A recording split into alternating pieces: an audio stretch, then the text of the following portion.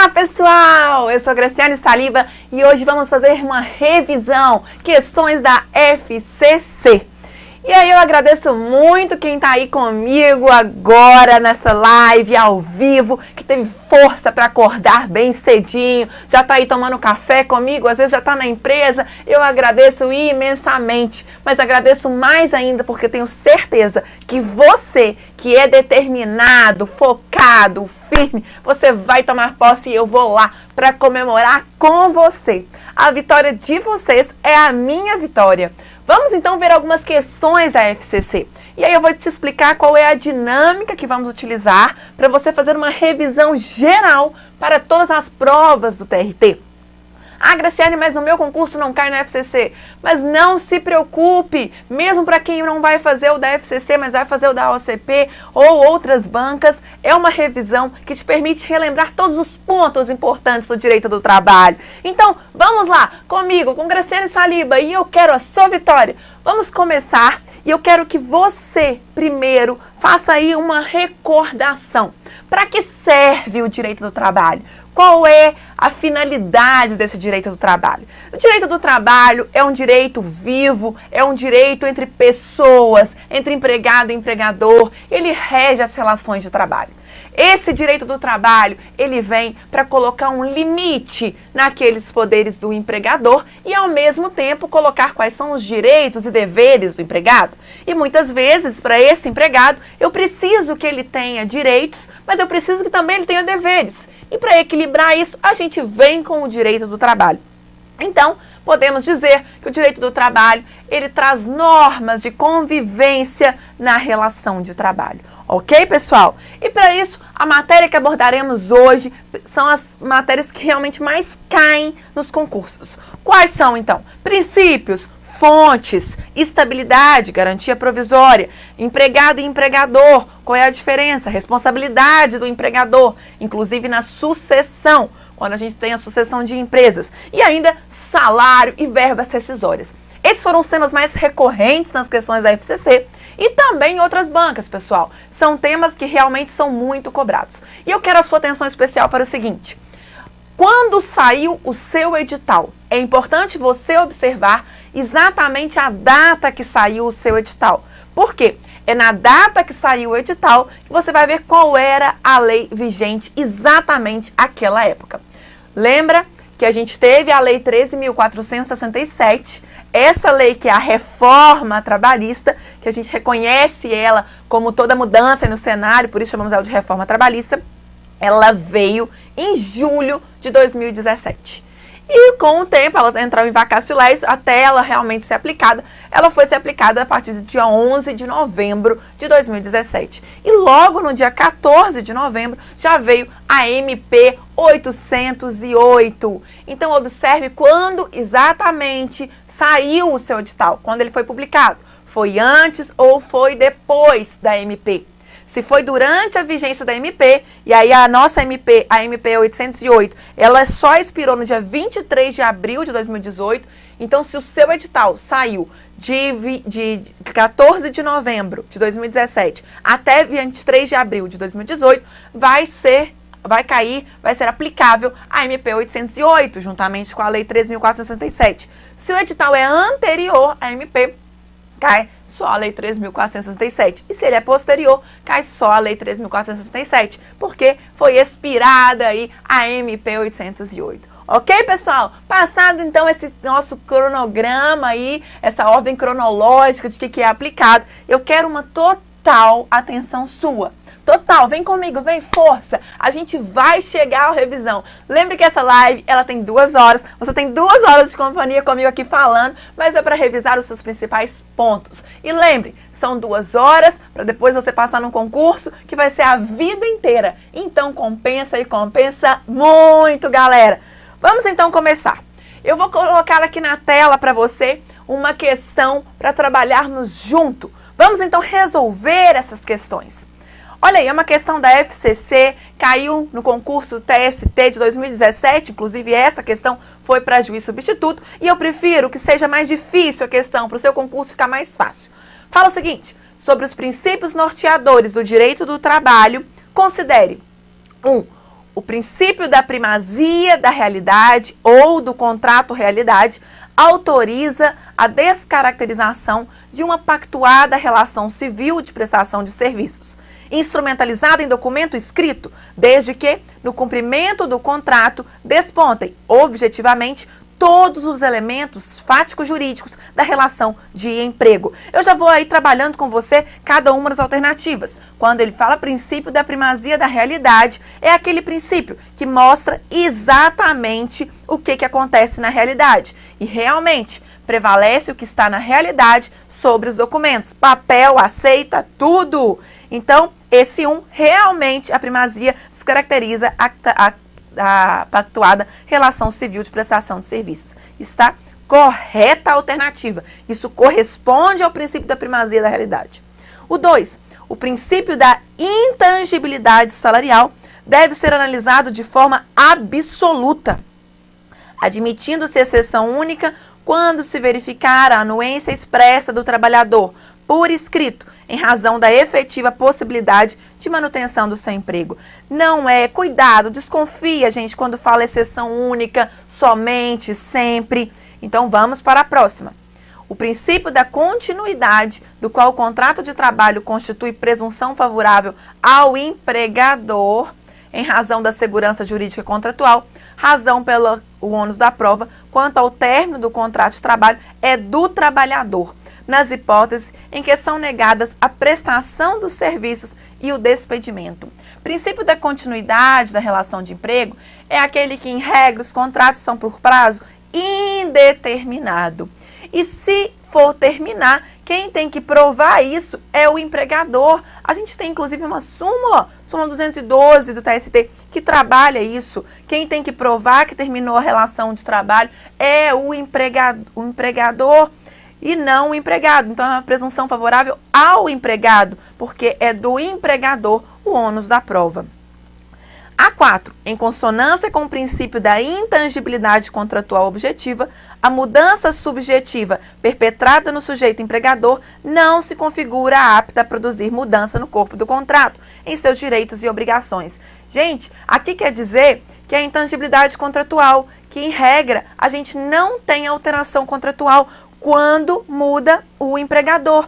Ok, é o artigo 10 e também o 448 da CLT que traz isso pra gente.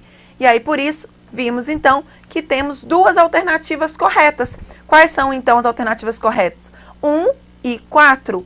A 1, que trouxe pra gente falando exatamente do princípio da primazia da realidade sobre a forma, e também a última que fala da inalterabilidade contratual lesiva, que ele traz aí como intangibilidade, ok? Então, voltando aqui em mim, eu quero que você faça essa revisão rapidamente dos princípios.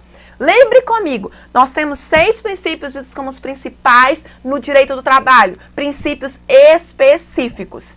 A gente tem o princípio da proteção, que ele protege o empregado, ele protege contra os abusos do empregador. O princípio da imperatividade das normas, que eles não podem acordar tudo o que eles quiserem, empregado e empregador. O que quer dizer isso? Que nem tudo é negociável no direito do trabalho. Há regras que são regras imutáveis, intangíveis, imperativas, que o Estado obriga. Eu não posso combinar com você, por mais que você goste de trabalhar, eu não posso combinar com você que você não vai ter férias, porque essa é uma regra imperativa, obrigatória, cogente. Então, a gente tem princípio da imperatividade, princípio da proteção, que protege o hipossuficiente, que protege o mais fraco na relação. Temos ainda o princípio da primazia da realidade sobre a forma, prevalece o que aconteceu na prática, na realidade, prevalece sobre os documentos. É invertido com o direito civil, Graciele? É invertido com o direito civil. Cuidado, porque o direito do trabalho é especial. Então, aqui, a testemunha é muito forte. E aí, quando você vê lá o processo do trabalho com o Fagner, você vê como é forte a prova testemunhal. Prevalece a verdade. Então, a gente já viu aí 3 princípios: imperatividade, proteção e primazia da realidade sobre a forma. Além disso, a gente tem a intangibilidade contratual lesiva. Eu não posso mexer no contrato de trabalho para piorar o contrato. É o artigo lá 467, 468, 469 da CLT. E a gente ainda tem o princípio da continuidade das relações de emprego. Ou seja, em regra, o nosso contrato é por prazo indeterminado, ok? E aí é o princípio da continuidade. E por último, a gente tem o princípio da indisponibilidade. Não pode tocar no salário, não pode ceder os direitos, não pode deixar de receber os direitos. E a gente tem, aí junto com a indisponibilidade, a gente pode falar, inclusive, na intangibilidade salarial. Não pode ir lá e sair descontando no salário do empregado. Então, com isso, a gente vai formar uma palavrinha para você nunca mais esquecer. Impróprio e si. In de princípio da imperatividade, pró de princípio da proteção, pri de princípio da primazia da realidade sobre a forma e o i de princípio da inalterabilidade contratual lesiva, o c, princípio da continuidade das relações de emprego e o i, princípio da indisponibilidade, também o da intangibilidade salarial. Vimos então uma questão que foi uma questão que cobrou princípios e cobrava você saber o princípio e saber se realmente aquilo que estava falando era referente ao princípio, ok? Vamos então partir para uma outra questão. Vamos lá, na tela para você uma questão que caiu no concurso da PGS, Tocantins, da Procuradoria-Geral do Estado, feita pela FCC em 2018. E aí olha como é que vai ficar fácil essa, já que você resolveu um muito mais difícil. Os princípios exercem um papel constitutivo da ordem jurídica, cuja interpretação leva em consideração os valores que os compõem.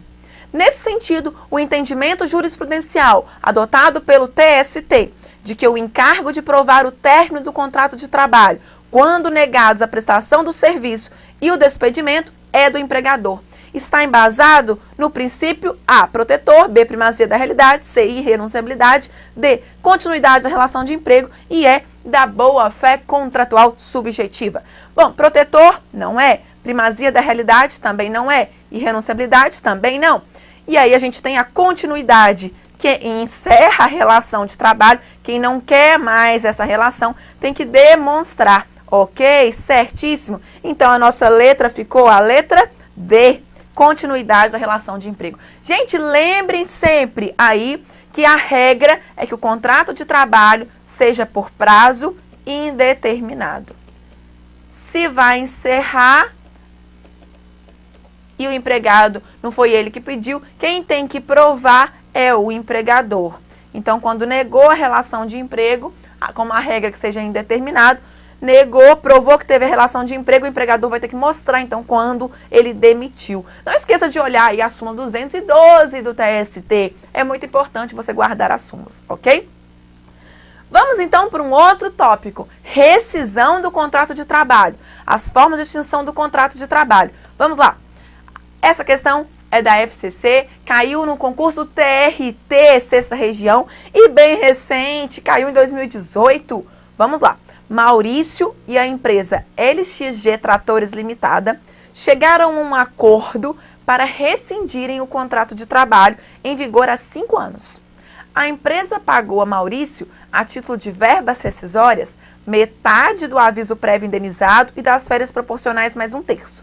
Já o saldo de salário, as férias vencidas mais 1/3 e o 13º salário proporcional foram pagos integralmente, com o saque de 50% dos depósitos do fundo de garantia, acrescidos da multa de 20% sobre as verbas rescisórias.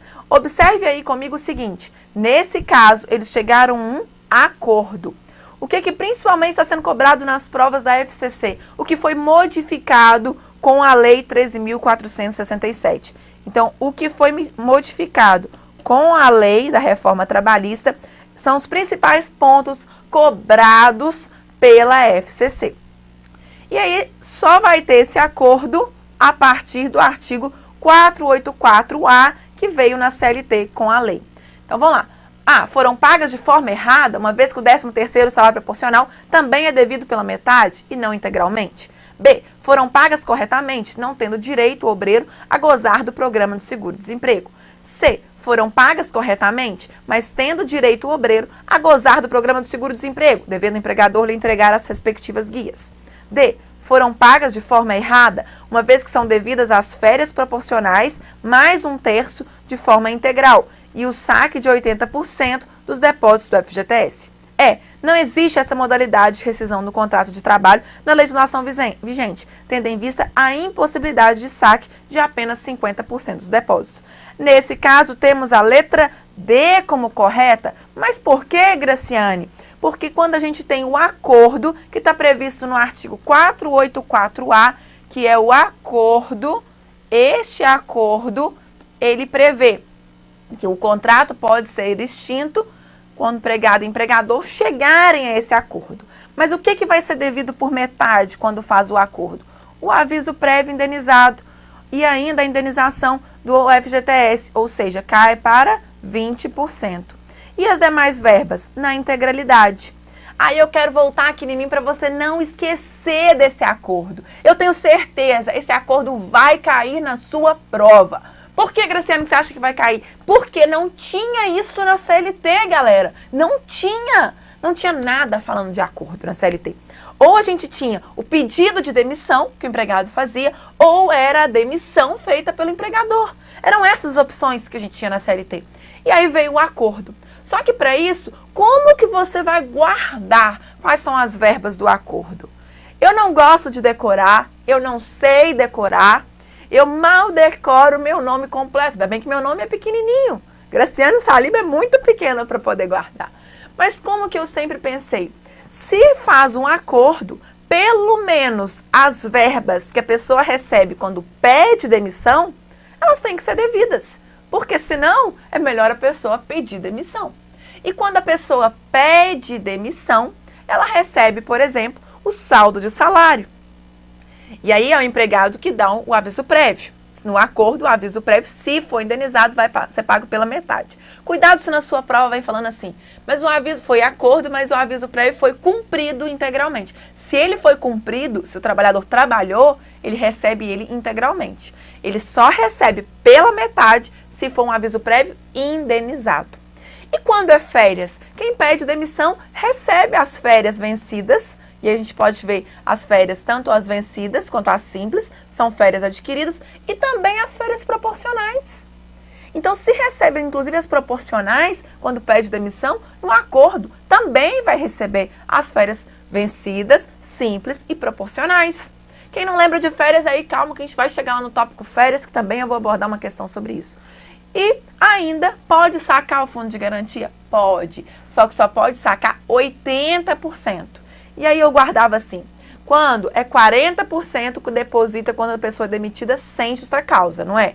Se aqui vai pela metade, vai ser 20%. E aí para dar o 100, ele pode sacar 80%, porque ele está dando os 80% que ele pode sacar e os 20% que ele teve de indenização. E os outros 20% vai ficar lá retido. Então, ele já teve praticamente o valor que tinha ali no fundo. E guia de seguro-desemprego? Não, quem faz o acordo pressupõe que essa pessoa já está com um emprego, ou já está com algo que ela esteja em vista, ou vai empreender. Então, nesse caso, gente, não tem aí o direito a receber as guias de seguro-desemprego, ok? Então, a gente tem aí a questão, ela ficou clara pra gente, é exatamente o artigo 484A. E eu quero que você veja, então, rapidamente, numa revisão moto ultra rápido, a gente vai ver, então, as formas de extinção do contrato de trabalho. Temos a 1, resilição. Lembra de lícito. É o pedido de demissão ou a demissão sem justa causa. São formas lícitas de encerrar o contrato de trabalho. E quais são as verbas? No pedido de demissão, como eu já falei com você, o aviso prévio, ele é dado pelo empregado e esse empregado recebe o saldo de salário, recebe as férias proporcionais, recebe as férias vencidas, recebe as férias simples, recebe o 13º salário. Quando é demitido sem justa causa, foi surpreendido com uma demissão, ele tem direito a receber todas as verbas. Que todas as verbas são essas? Saldo de salário, aviso prévio, férias, aí férias vencidas, simples e proporcionais, 13º proporcional, fundo de garantia, ele vai conseguir sacar, mais ainda uma indenização de 40% do fundo de garantia e ainda as guias para recebimento do seguro de desemprego, ok? Eu vou colocar na tela para você essa forma aí da resilição, que é lícito, e quais são as verbas que essa pessoa tem direito. E ainda a gente tem a resolução. Lembra? Resolução é uma solução para aquilo que está sendo um problema. E por isso a gente tem a demissão com justa causa, para demitir aquela pessoa que está causando problema na empresa. Quando demite com justa causa, a pessoa praticamente não recebe quase nada, só o saldo de salário, coitado, trabalhou alguns dias, ele vai receber, e ainda ele vai receber as férias que estiverem adquiridas, ou seja, as vencidas e as simples. E a proporcional recebe? E o 13º?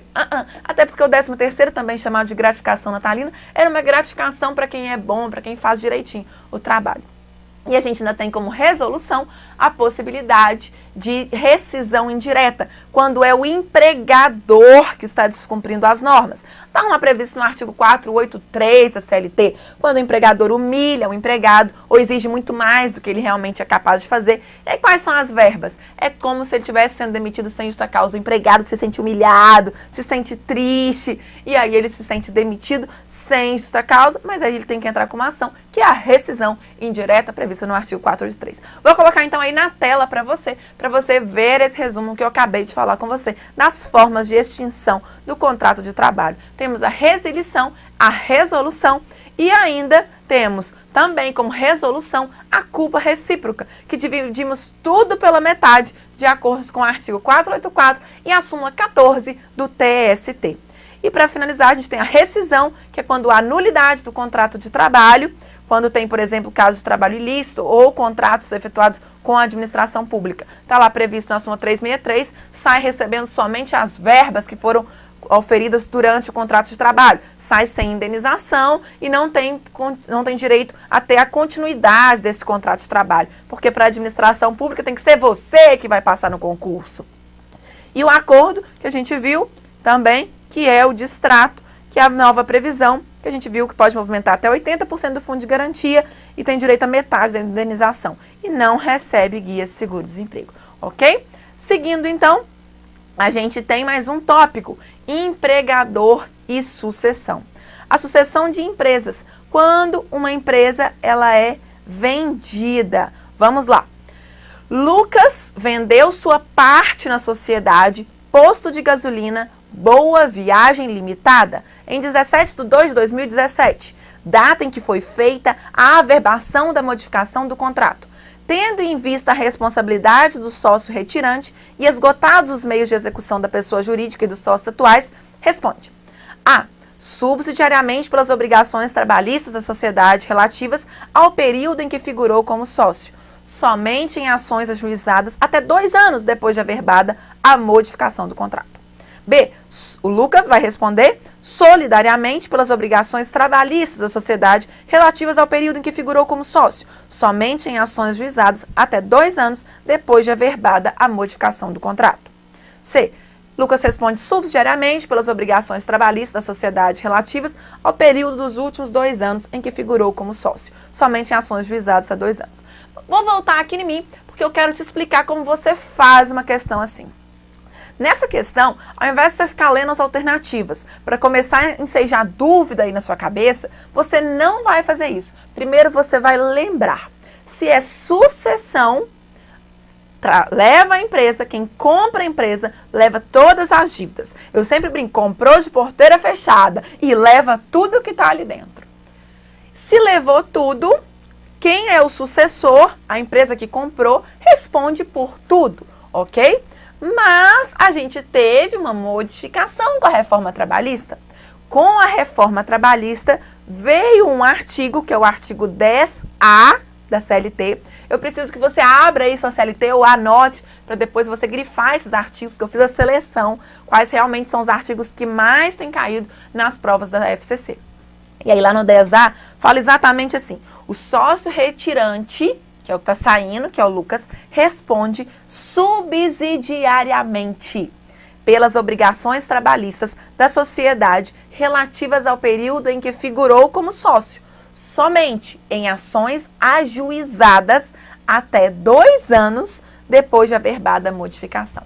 Então, na hora que o Lucas vendeu a empresa, ele vai responder subsidiariamente pelas ações que forem juizadas até 2 anos. Ah, Graciane, numa ação foi juizada 3 anos. Não, aí já não tem jeito, só quem vai responder é a empresa sucessora.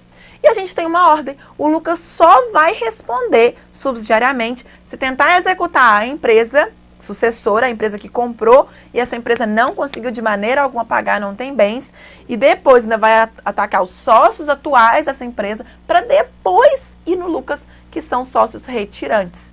E no caso, o Lucas faz parte dessa cota de sócio retirante. Então, o artigo 10A, ele é uma inovação e ele faz com que a resposta correta seja exatamente a alternativa A.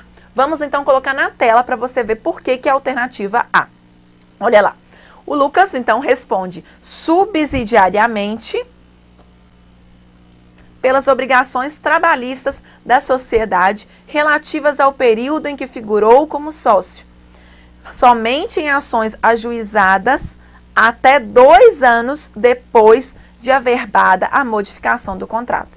Ok? Então, o Lucas realmente vai responder subsidiariamente nas obrigações, nas ações ajuizadas até 2 anos.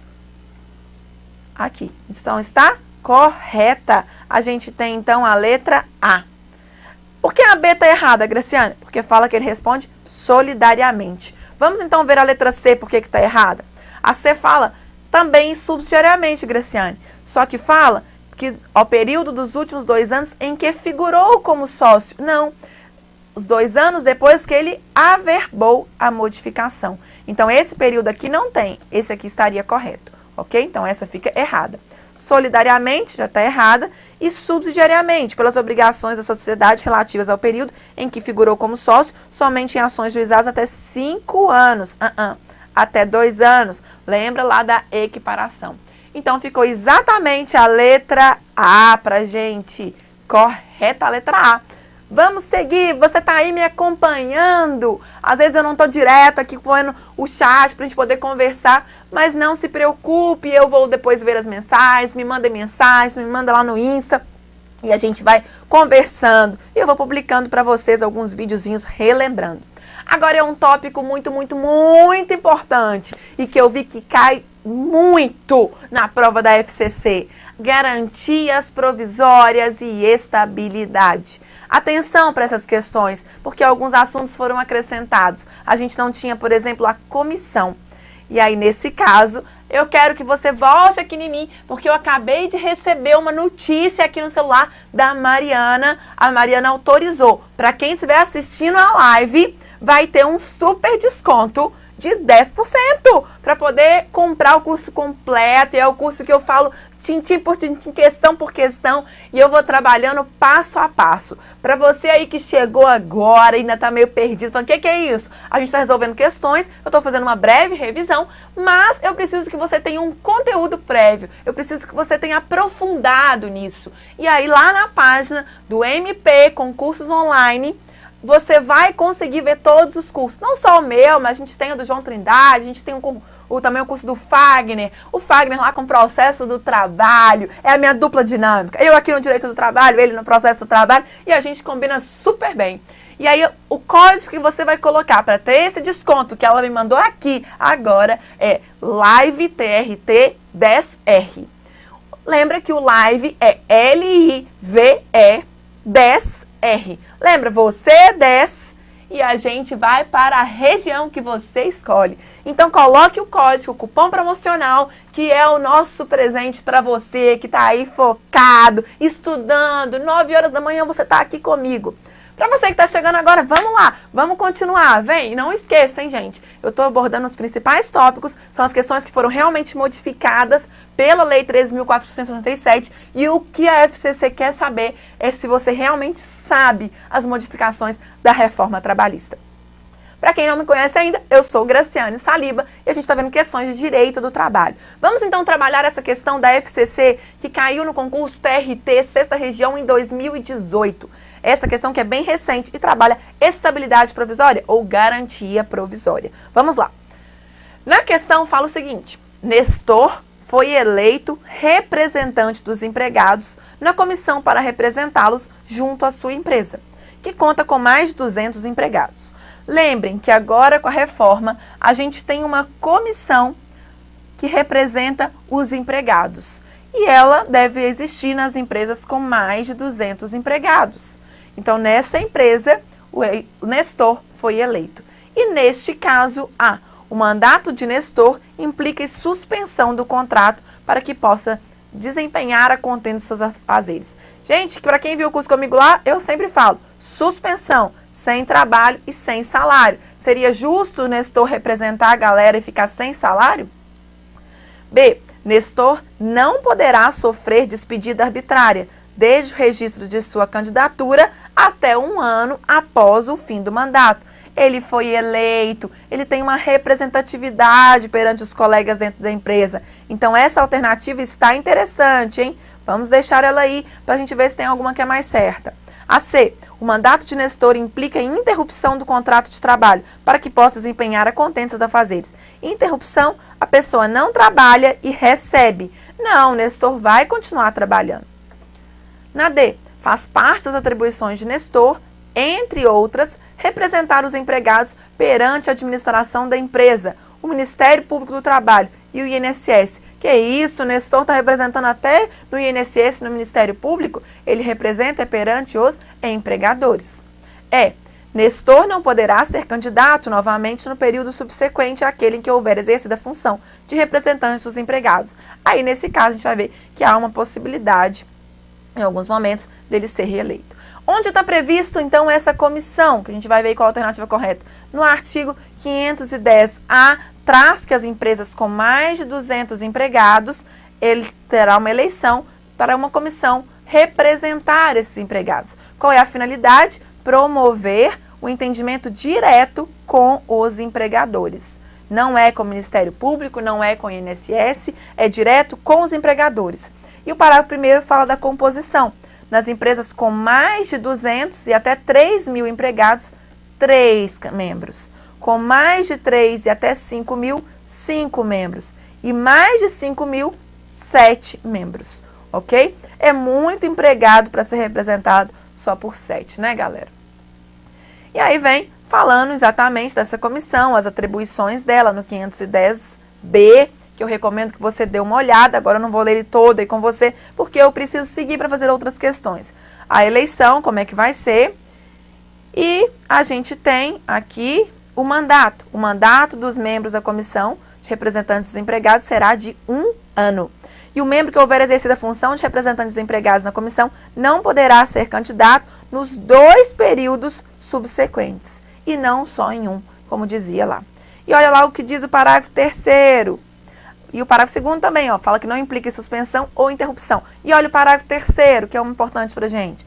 Desde o registro da candidatura até 1 ano após o fim do mandato, o membro da comissão de representantes dos empregados não poderá sofrer despedida arbitrária, entendendo-se como tal a que não se fundar em motivo disciplinar, técnico, econômico ou financeiro. Então, está aqui a previsão da estabilidade, ok? E aí a gente tem, então, a letra B. O mandato de Nestor, a gente viu que não implica suspensão. Na C, não implica interrupção. E a gente passa, então, para relembrar as estabilidades provisórias. Olha aí as estabilidades provisórias que a gente tem, que eu preciso que você recorte. Não tem como explicar todas agora, mas eu preciso que você lembre. Quem é estável? Dirigente sindical, os membros da CIPA, gestante, o acidentado do trabalho, os representantes na comissão de representantes dos empregados, que é essa que acabamos de ver, o diretor de cooperativa, o membro do Conselho Nacional da Previdência Social, o representante dos empregados no Conselho Curador do FGTS e o representante dos empregados na CCP. E ainda os empregados no período eleitoral.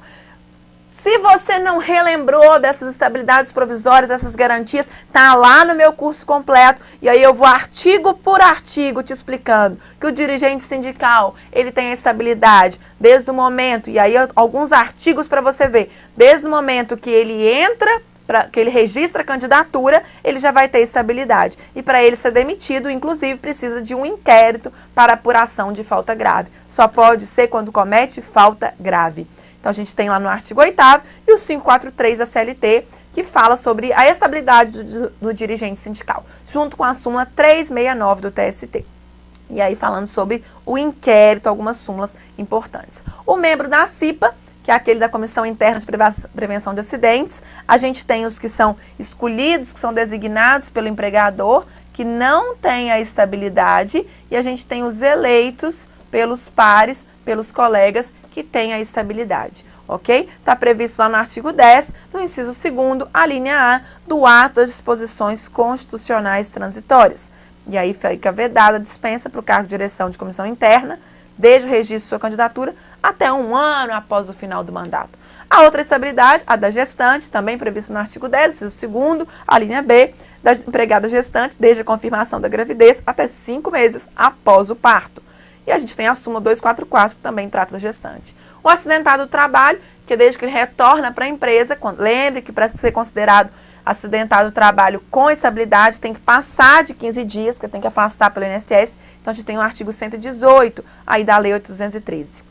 E a súmula 378, que menciona esse prazo que tem que ser superior, o afastamento, a 15 dias para ter direito à estabilidade. Ou seja, tem que ir para o INSS para ele ter direito à estabilidade.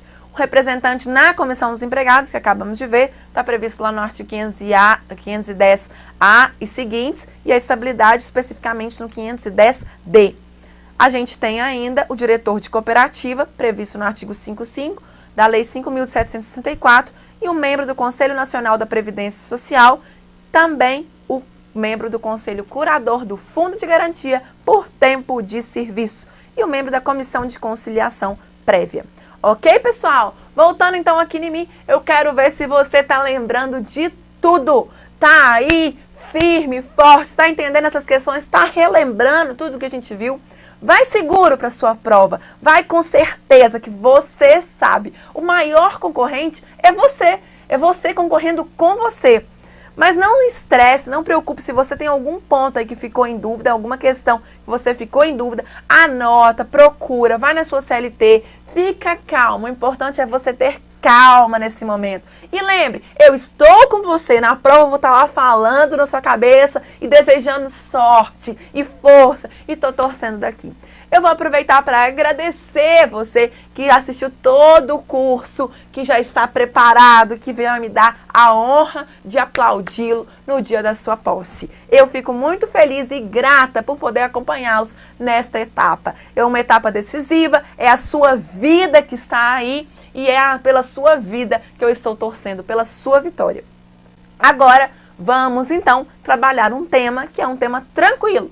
E não esqueçam, a Mariana liberou lá o desconto para quem ainda quer ver o curso, quer ter alguma certeza ali. Tem a matéria completa lá no curso de Direito do Trabalho, que aí você vai colocar o código LIVE, LIVETRT 10R, ok? Não esqueça de ir lá olhar, se você tem dúvida, o preço está saindo super em conta para você aí na reta final, para quem vai fazer o concurso no dia 27, mas para quem não vai fazer, para qualquer outro concurso, a gente vai gravando, vai atualizando, e lá no site do IMP Online tem esse curso completo. E aí, como eu disse, não só o meu módulo tem ele, de Direito do Trabalho, questão por questão, passando inclusive nos artigos, nas súmulas, mas também de outros grandes professores que eu tenho uma grande admiração. São pessoas que eu realmente gosto, que eu já assisti às aulas, eu assisto frequentemente, porque eu gosto de ouvir o Fagner lá falando em processo do trabalho.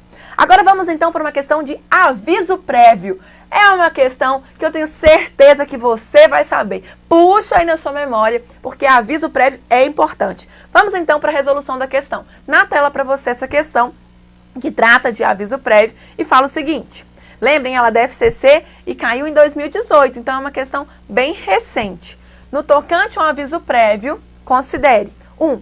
O aviso prévio proporcional ao tempo de serviço é aquele de 30 dias para os empregados com até 1 ano de serviço na mesma empresa, acrescidos de 3 dias por ano de serviço até o máximo de 60 dias, perfazendo um total de 90 dias. 2. O pagamento relativo ao período do aviso prévio indenizado não está sujeito à contribuição do FGTS. Então, não pagaria FGTS por ele. 3. Em caso de aviso prévio cumprido em casa, o prazo para pagamento das verbas rescisórias é até o 10º dia da notificação da demissão. Gente, aviso prévio cumprido em casa, na verdade, ele não existe. Lembra que é como se fosse um aviso prévio indenizado. E aí, está correto que se afirma em. A gente teve, então, essa que falava o que é o aviso prévio proporcional, que exatamente O aviso prévio ele tem que ser de no mínimo 30 dias, mais 3 dias a cada ano trabalhado, podendo chegar no máximo de 60 dias e perfazendo um total, somando com o aviso prévio mínimo, de 90 dias. O aviso prévio tem contribuição do FGTS? Tem a contribuição do FGTS, gente. É uma verba salarial.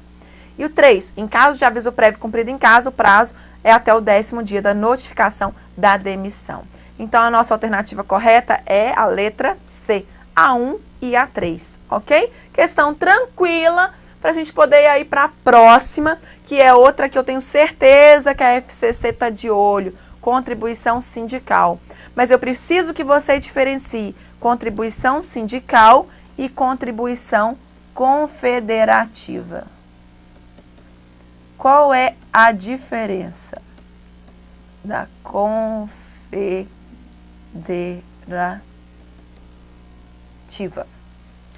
Vamos então entender essa diferença? Voltando aqui em mim, eu quero que você entenda isso antes da gente ver a questão, para você relembrar e fazer a questão sem o meu auxílio. Quando a gente fala no sistema nosso sindical, a gente tem um sistema que é chamado de sistema confederativo. Ele é uma forma piramidal e aí a gente tem ali os sindicatos na base, 5 sindicatos formam uma federação, no mínimo 5 sindicatos formam uma federação. Lembrem da mesma categoria. Sindicato eu posso ter um por base territorial. Está lá previsto no artigo 8º da Constituição. Então eu tenho um sindicato por base territorial, 5 sindicatos formam uma federação, que normalmente eu tenho uma por estado, mas tem estado que tem mais. Então eu tenho lá a Federação do Comércio, por exemplo. Eu devo ter uma no estado do Rio, uma no estado de Minas, mas eu posso ter concorrente? Posso, desde que em cada federação no mínimo 5 sindicatos. E 3 federações aí no Brasil inteiro, elas formam uma confederação. Por isso, o nosso sistema é chamado de sistema confederativo, ok? O que acontece? Quando veio o sindicato, a gente tem lá a contribuição sindical, que é aquela contribuição obrigatória, que era uma vez por ano, e aí todo mundo tinha lá descontado no seu olerite, no seu contra-cheque, um dia de trabalho por ano, ia para o sindicato. E aí fazia divisão do sindicato, federação, confederação, centrais sindicais e para o FAT. Mas o que a reforma trabalhista fez foi, opa, não é obrigatória mais a contribuição sindical. E suspendeu isso e tirou esse artigo. Revogou falando que para poder descontar essa contribuição sindical, o empregado tem que autorizar previamente, por escrito, autorizando a fazer esse desconto de um dia de trabalho por ano.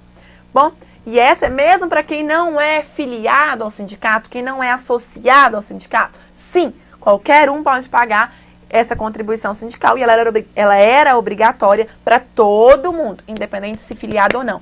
Lembrem, com a Lei 13.467, para ter a contribuição sindical, eu preciso de acordo prévio, expresso e escrito.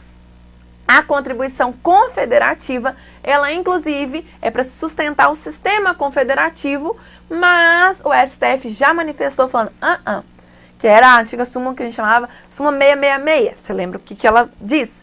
Aí do STF falava, opa, só paga confederativa aquele que é filiado ao sindicato, o que é associado. Esse é obrigatório. E o que não é? Não era obrigatório, ok? Então a gente tem uma diferença entre contribuição sindical e a contribuição confederativa. Por isso eu vou colocar então aí na tela para você conseguir acompanhar comigo na hora que a gente lê a questão. Foi uma questão também de 2018 da FCC, bem recente, e fala: a empresa Céu Azul Cobertores Limitada, sem qualquer comunicado prévio, descontou de todos os seus empregados, sindicalizados e não sindicalizados, contribuição confederativa de 1,5% sobre o salário base nos meses de janeiro e fevereiro, conforme cláusula de convenção coletiva da categoria, destinando tais valores ao sindicato que representa os trabalhadores. A empresa agiu corretamente, podendo efetuar tal desconto com base na convenção coletiva, cujas cláusulas foram amplamente debatidas e aprovadas? B. Incorretamente, só podendo efetuar tal desconto os empregados sindicalizados, devendo restituir tais valores aos não sindicalizados. Por enquanto, essa aí está bem correta, hein? Vamos seguir. C. Agiu incorretamente, pois o desconto de todos os empregados é legítimo se tivesse sido celebrado através de acordo. Se é através de convenção ou acordo, tanto faz. Mas a gente não pode obrigar uma pessoa a contribuir. D. Incorretamente, pois somente mediante autorização prévia e expressa de todos os empregados, a empresa poderia descontar a contribuição confederativa. Essa mediante autorização prévia e expressa da contribuição sindical e não a confederativa. A empresa agiu corretamente, equiparando-se a contribuição confederativa à contribuição sindical. Esta é referente a um dia de salário por ano do empregado, que pode ser descontado de todos, sem qualquer comunicado prévio e destinada ao sindicato que representa. Então, qual ficou a alternativa correta? A gente pega aí o artigo 8º, que fala da contribuição sindical, o artigo 579 e o 580, que fala da contribuição sindical, e a gente tem a súmula vinculante 40, que fala, então, até que enfim, da contribuição confederativa, de que trata o artigo 8º, só é exigível dos filiados ao sindicato. Então, nesse caso, a resposta correta ficou a letra B.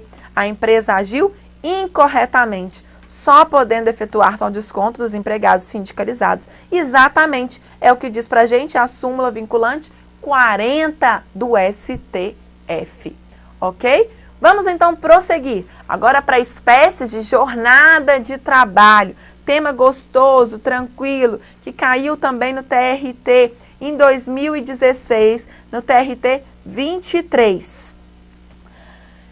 E meus alunos, fiquem aí atentos. Aí eu tô vendo aqui as mensagens de alguns que estão me mandando, inclusive aqui no WhatsApp. Vamos, gente, força, porque eu tenho certeza que vocês vão conseguir. Essa questão aí eu sempre falei, hein? Vamos lá. Estabelecida jornada superior a 6 horas e limitada a 8 horas por meio de regular negociação coletiva, os empregados submetidos a turnos ininterruptos de revezamento. Gente, turno ininterrupto de revezamento. Aquelas empresas que não param, são 24 horas por dia, e por isso a Constituição traz pra gente que são 6 horas a jornada, salvo acordo ou convenção coletiva, salvo negociação coletiva. E se tem negociação coletiva, mesmo no turno ininterrupto, pode elevar a jornada para 8 horas. Então, vamos lá. Letra A. Para esse pessoal, tem direito ao pagamento das 7ª e 8ª horas como extras, sendo devido referido adicional em sua integralidade. B. Não tem direito ao pagamento das 7ª e 8ª horas como extras. C. Tem direito ao pagamento apenas da 7ª hora. Que isso? D. Tem direito ao pagamento apenas da 8ª hora como extra. De onde esse pessoal está tirando? Ou não paga nenhuma como extra, ou paga as duas, né, galera? E a letra E. Tem direito ao pagamento das 7ª e 8ª horas como extras, sendo devidas apenas 50%. Gente, eu quero que vocês lembrem que nesse caso não tem direito ao 7ª e 8ª horas como extras. Mas por que, Graciane? Se é uma jornada aí de 6 horas, o turno ininterrupto, mas eu quero que você lembre, lá no artigo 7º, no inciso 13, inclusive, ele fala que vai ter no turno ininterrupto de revezamento, a jornada vai ser de 6 horas, salvo acordo ou convenção. Então, no turno ininterrupto, a jornada em regra é de 6 horas, mas se tiver acordo ou convenção coletiva, pode ir para 8 horas sem pagamento de qualquer hora extra. E aí a gente tem o artigo 7º que fala dessa possibilidade, e a gente tem a súmula 423 do TST, que fala: estabelecida jornada superior a 6 horas, limitada a 8 horas, por meio de regular negociação coletiva, os empregados submetidos a turnos ininterruptos de revezamento não têm direito ao pagamento das 7ª e 8ª horas como extras. Tranquila essa questão, você recorda aí, lembrem que a FCC gosta de súmula. E a gente prossegue, então, na duração do trabalho. Esse aí eu coloquei só para você observar, para você ter cuidado, porque eu tenho um sexto sentido, um feeling de que isso vai cair. Olha o que fala o artigo 59A da CLT, a jornada 12/36. Então, eu quero que você volte aqui em mim, porque eu vou te explicar e depois a gente volta aí no slide. Olha só. Para você que vai fazer a prova com incidência da MP 808, a jornada 12/36 tem um requisito.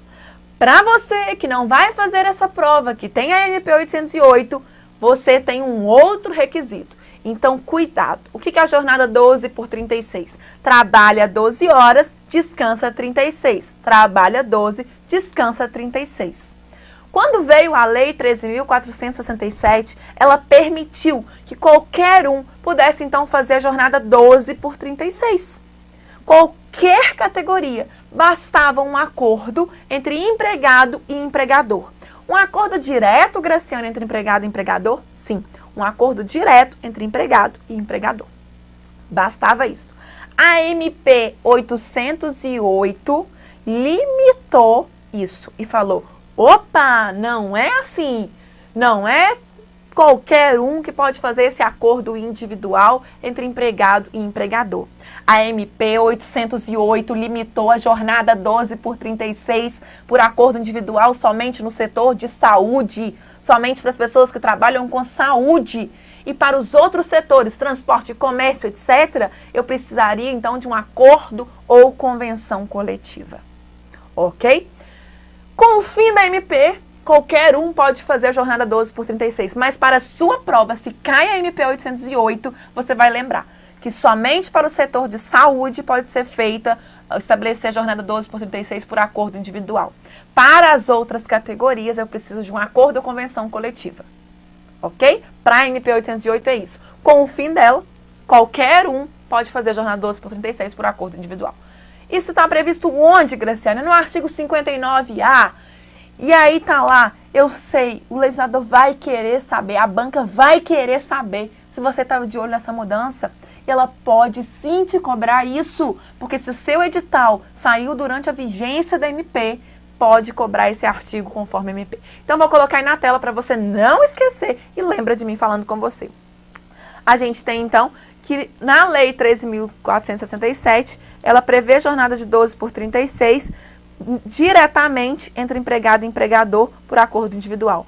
Pela MP 808, restringe essa possibilidade à empresa do setor de saúde. Para as demais categorias, tem que ser acordo ou convenção coletiva para ser possível fazer a jornada, ok? Bom, quem tá aí comigo? Camila, Antônio, vamos fundo, Márcio, Maria, vem gente, vamos continuar. Aí o artigo, só para você lembrar, vem gente, força, a gente vai agora ver um assunto gostoso, intervalo que você não tem nessa live de 2 horas. Que intervalos são esses? Temos os intervalos intra-jornada, os intervalos interjornada. Interjornada é de um dia para o outro, a pessoa tem que descansar 11 horas. E o intra-jornada são intervalos dentro da jornada de trabalho. Vamos então ver a questão. Questão cobrada na FCC de 2017, no TRT 11, Amazonas e Roraima. Considere as seguintes situações hipotéticas. Cleiton labora na farmácia XZC Limitada, possuindo jornada de trabalho de 5 horas diárias. Seu irmão, Cledson, labora na farmácia VBN Limitada e possui jornada de trabalho de 4 horas diárias. Já Monique, tia dos irmãos, trabalha no supermercado ZWQ Limitada e possui jornada de trabalho de 7 horas diárias. Nestes casos, de acordo com a consolidação, no tocante ao intervalo intra-jornada, antes de ver as alternativas, eu já quero que você me responda essa questão. Se o Cleiton, que é o nosso primeiro, vamos colocar aí o Cleiton, ele trabalha 5 horas. Gente, não deixe de anotar na sua prova, para você ter certeza aí. Então, ele trabalha 5. O Cledson, aí anota lá na sua prova, para você poder depois revisando. Labora na farmácia, a jornada de trabalho dele é de 4 horas. E a Monique trabalha no supermercado ZWQ e possui a jornada de 7 horas. Você mesmo vai me responder. Quem tem 4 horas tem intervalo? Não. Acima de 4 horas até 6 horas tem intervalo de 15 minutos. E quem trabalha acima de 6 horas tem intervalo de no mínimo 1 hora e de no máximo 2 horas, ok? Então, o Cleiton tem intervalo, a Monique tem intervalo e o Cledson não tem nada. Vamos ver as alternativas? A. Cleiton e Cledson não terão direito ao intervalo e Monique terá direito a 1 hora de intervalo. Mentira, porque a gente viu aqui atrás que o Cleiton tem um intervalo de 15 minutos. Então, essa alternativa ficou errada. Cleiton e Cledson terão direito a 15 minutos de intervalo e Monique terá direito a 1 hora. Não, a gente viu que o Cledson trabalha só até 4 horas, ele não tem. Cleiton e Cledson terão direito a 15 minutos de intervalo e Monique terá direito a 30 minutos. Eita, Essa banca quer confundir a gente. A gente já viu que aqui tá tudo errado. D, todos terão direito a 15 minutos. Tudo errado. E Cleiton terá direito a 15 minutos de intervalo, beleza. O Cledson não terá direito a intervalo e Monique terá 1 hora. Certíssimo. Então, ficou a letra E aí. Então, a gente ficou na letra E. Correto. Lembre? Então, voltando aqui em mim, eu preciso que você lembre. Para quem trabalha até 4 horas, sem intervalo. Para quem trabalha acima de 4 horas até 6, 15 minutos de intervalo. E quem trabalha acima de 6 horas, aí quem trabalha no caso 7, 8 horas, no mínimo 1 hora de intervalo.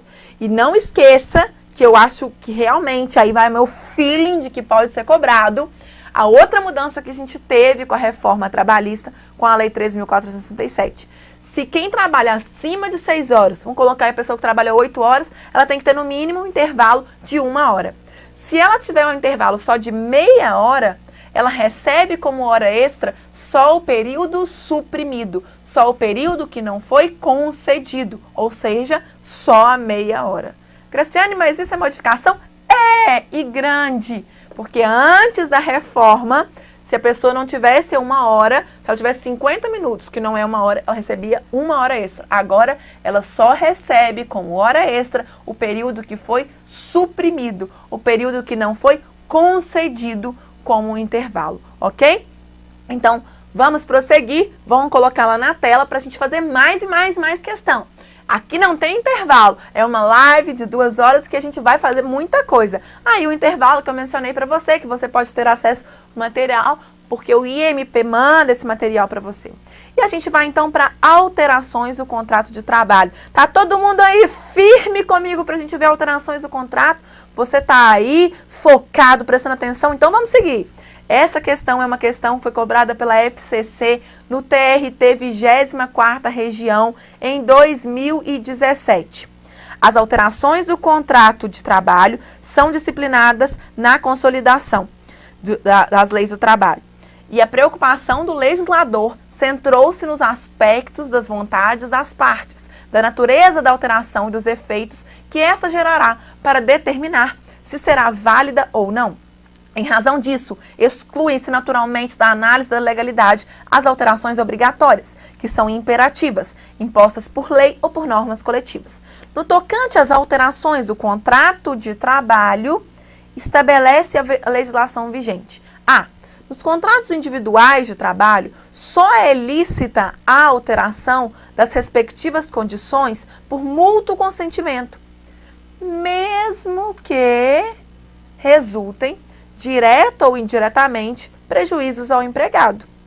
Gente, realmente só é lícita as condições por mútuo consentimento. Até aí lá ia certo. Só que não pode ter prejuízo para quem? Para o empregado. Artigo 468.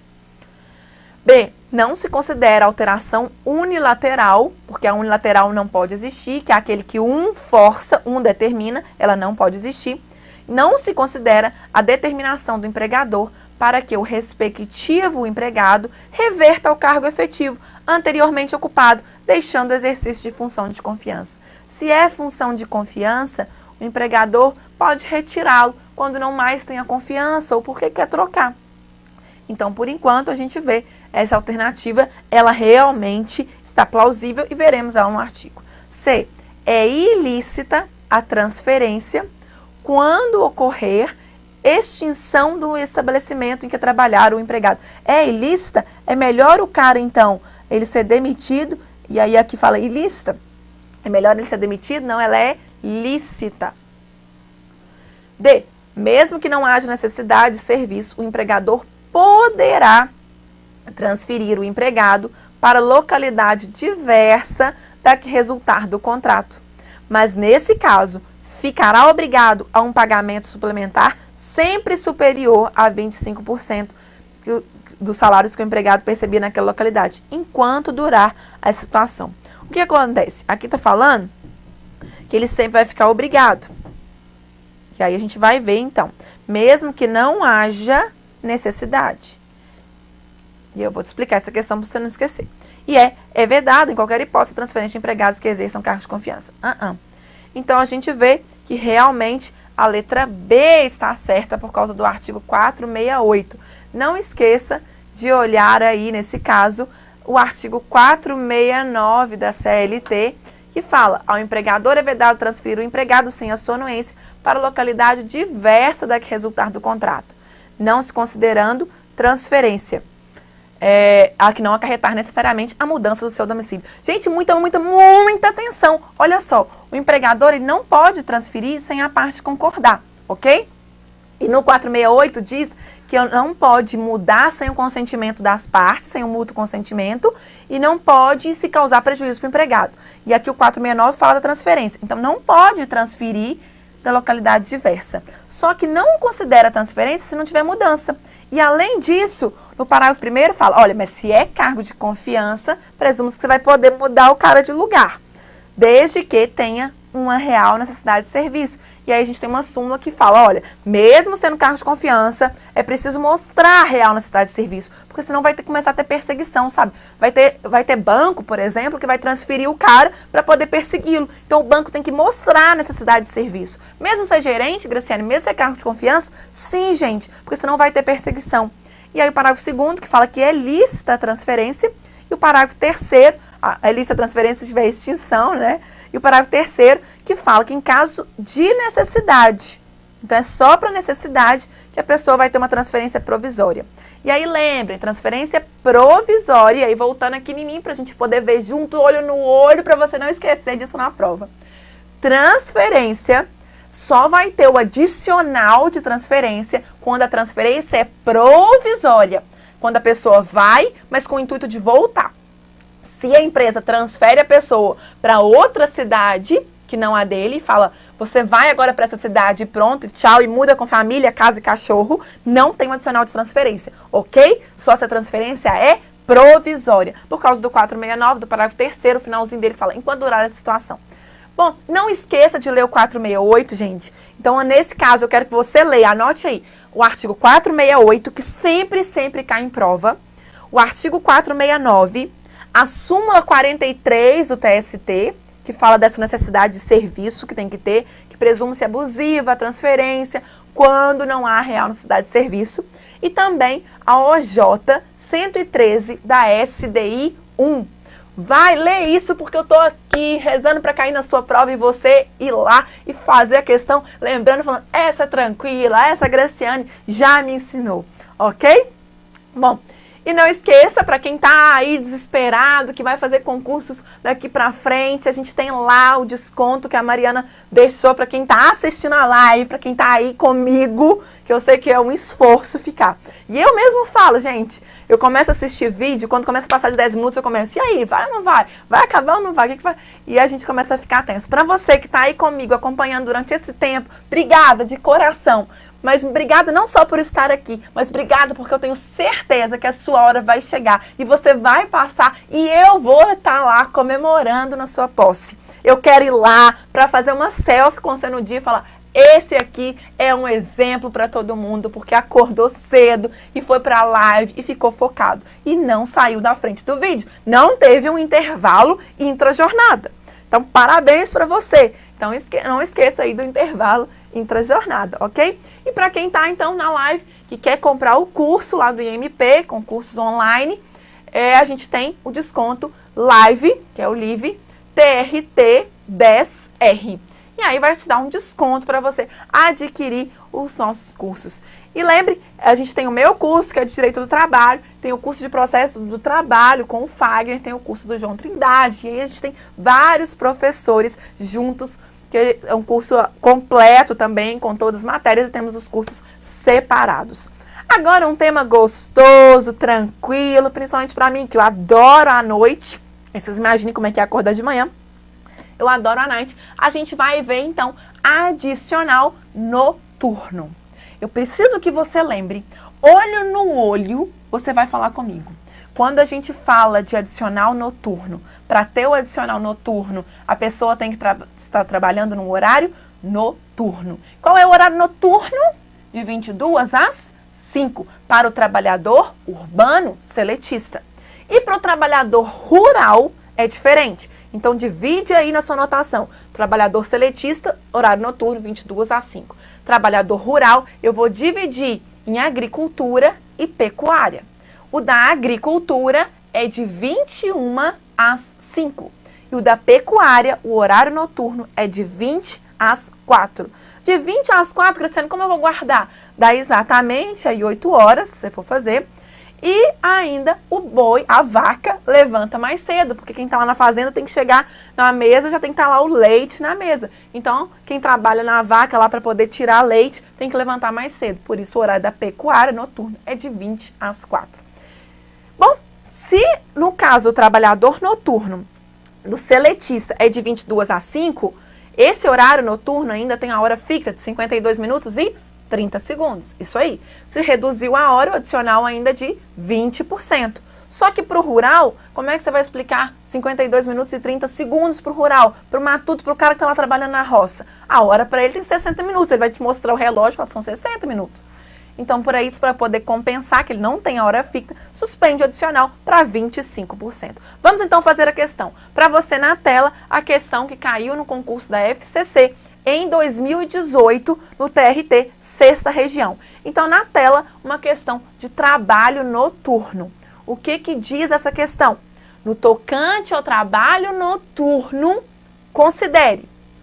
Vamos lá então. Vamos fazer essa questão juntos. Vamos ver se você está focado aí realmente. Bem, vou colocar aí na tela para você. Vai lá. 1. A Joana é empregada urbana da empresa Seg Limitada, prestando serviços de faxina em escritórios das 22 às 5 do dia seguinte.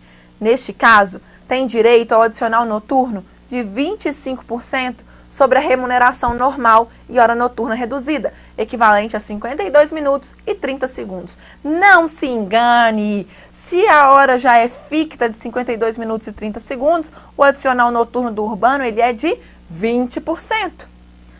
2. Ivete é empregada rural das fazendas Leite Bom Limitada e ordenha as vacas. Para ter direito ao adicional noturno, deve trabalhar entre 20 horas de um dia e 4 horas do dia seguinte, com adicional de 25%. Beleza, a Ivete está lá na fazenda tirando leite de 20 às 4. E aí realmente não tem hora reduzida. 3. Solange prestou serviço na fábrica LWA Limitada durante 10 anos no período noturno, recebendo adicional noturno. Por motivo de escalonamento de pessoal, Solange concordou em ser transferida para o período diurno, razão pela qual perdeu o direito ao adicional noturno recebido habitualmente por tantos anos. Se ela foi para amanhã, ela perdeu realmente, gente, porque o adicional é para poder aí indenizar a pessoa que trabalha à noite. Então, está correto o que se afirma em 2 e 3, que é o que a gente viu, que é exatamente a letra E, está correta. Para você que ficou em dúvida, não fique, porque qual é o erro aqui? Está falando que ela é urbana e tem 25%. O urbano, o adicional noturno dele é de 20%. Ok? As outras alternativas estão corretas, certíssimas. Prosseguindo, vamos lá. A gente tem aqui, eu só coloquei um resumo para quem estava aí meio perdido, da jornada diurna e noturna, que é a que eu já te contei, já te relembrei aqui com você. Está lá no artigo 73, não deixe de ler o artigo 73 da sua CLT.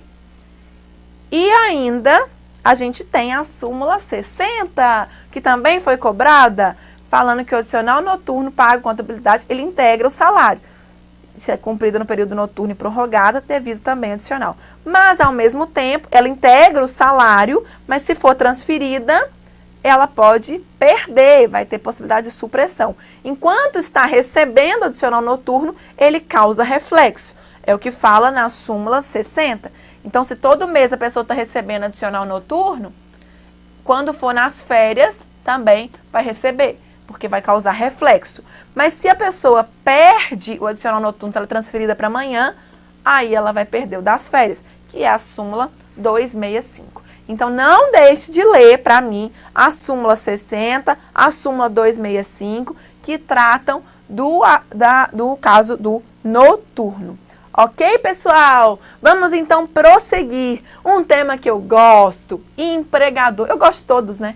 Até voltando aqui em mim, vou até beber água para poder parar, respirar, porque eu empolgo com o direito do trabalho. Eu acho que todo mundo é assim, que todo mundo tem o mesmo gosto. E eu tenho que respeitar quem vem me falar que gosta de direito penal. O direito constitucional está muito ligado ao direito do trabalho e a todos os outros, é a nossa base.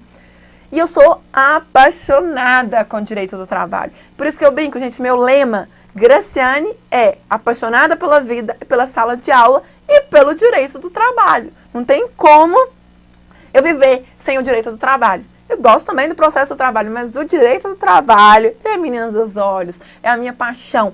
Por que isso, gente? Isso veio, inclusive, muitas pessoas me perguntam de onde. Isso veio da minha própria criação. Eu fui criada ali, meu pai me sempre ensinando a trabalhar em todas as atividades dentro das empresas. Eu fiz todas as atividades, eu vi a importância que tem um empregado. Uma empresa não funciona sem um empregado. E o empregador tem que começar a entender isso. Sem um empregado feliz, satisfeito, com dignidade, a empresa não vai para frente.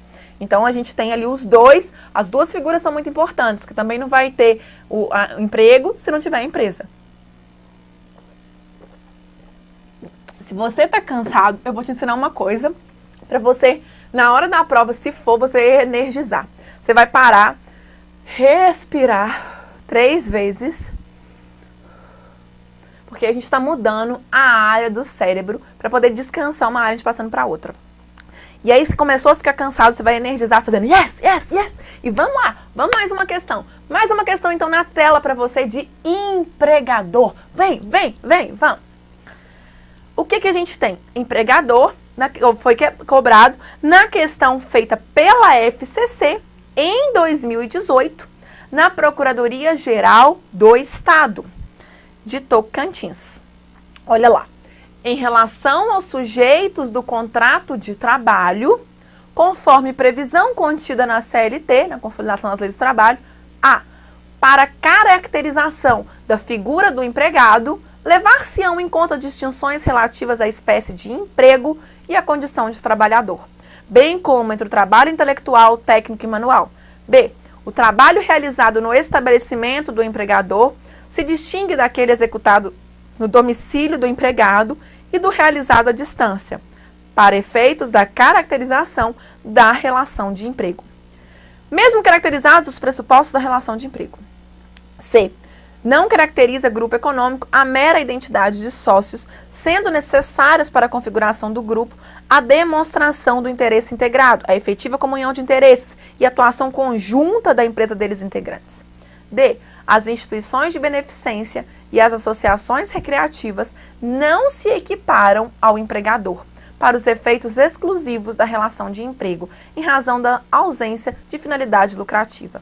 E a empresa que estiver sob a direção, controle ou administração de outra, integre grupo econômico, será responsável subsidiariamente pelas obrigações decorrentes da relação de emprego e da empresa controladora. Eu sei que você já deve ter aí marcado a sua alternativa correta, mas eu quero que você entenda todas as outras, porque se cair isso em outra questão, você não vai ter dúvida. Ele está falando de sujeitos do contrato de trabalho. Logo, quem são os sujeitos? Empregado e empregador. E aí vem a letra A. Para a caracterização da figura do empregado, levar-se-ão em conta as distinções relativas às espécies de emprego e a condição de trabalhador, bem como entre o trabalho intelectual, técnico e manual. Gente, até aqui eu até falaria que estaria certo que eu posso diferenciar emprego e trabalhador em outras espécies. Só que quando ele vem bem como trabalho intelectual, técnico e manual, eu não posso diferenciar trabalho intelectual, técnico e manual. Eu não posso causar uma discriminação, então ela fica errada. E aí eu vou te mostrar o artigo, inclusive, a gente tem tanto no artigo 3º, bem mencionando, quanto no artigo 6º, que a gente vai precisar ver.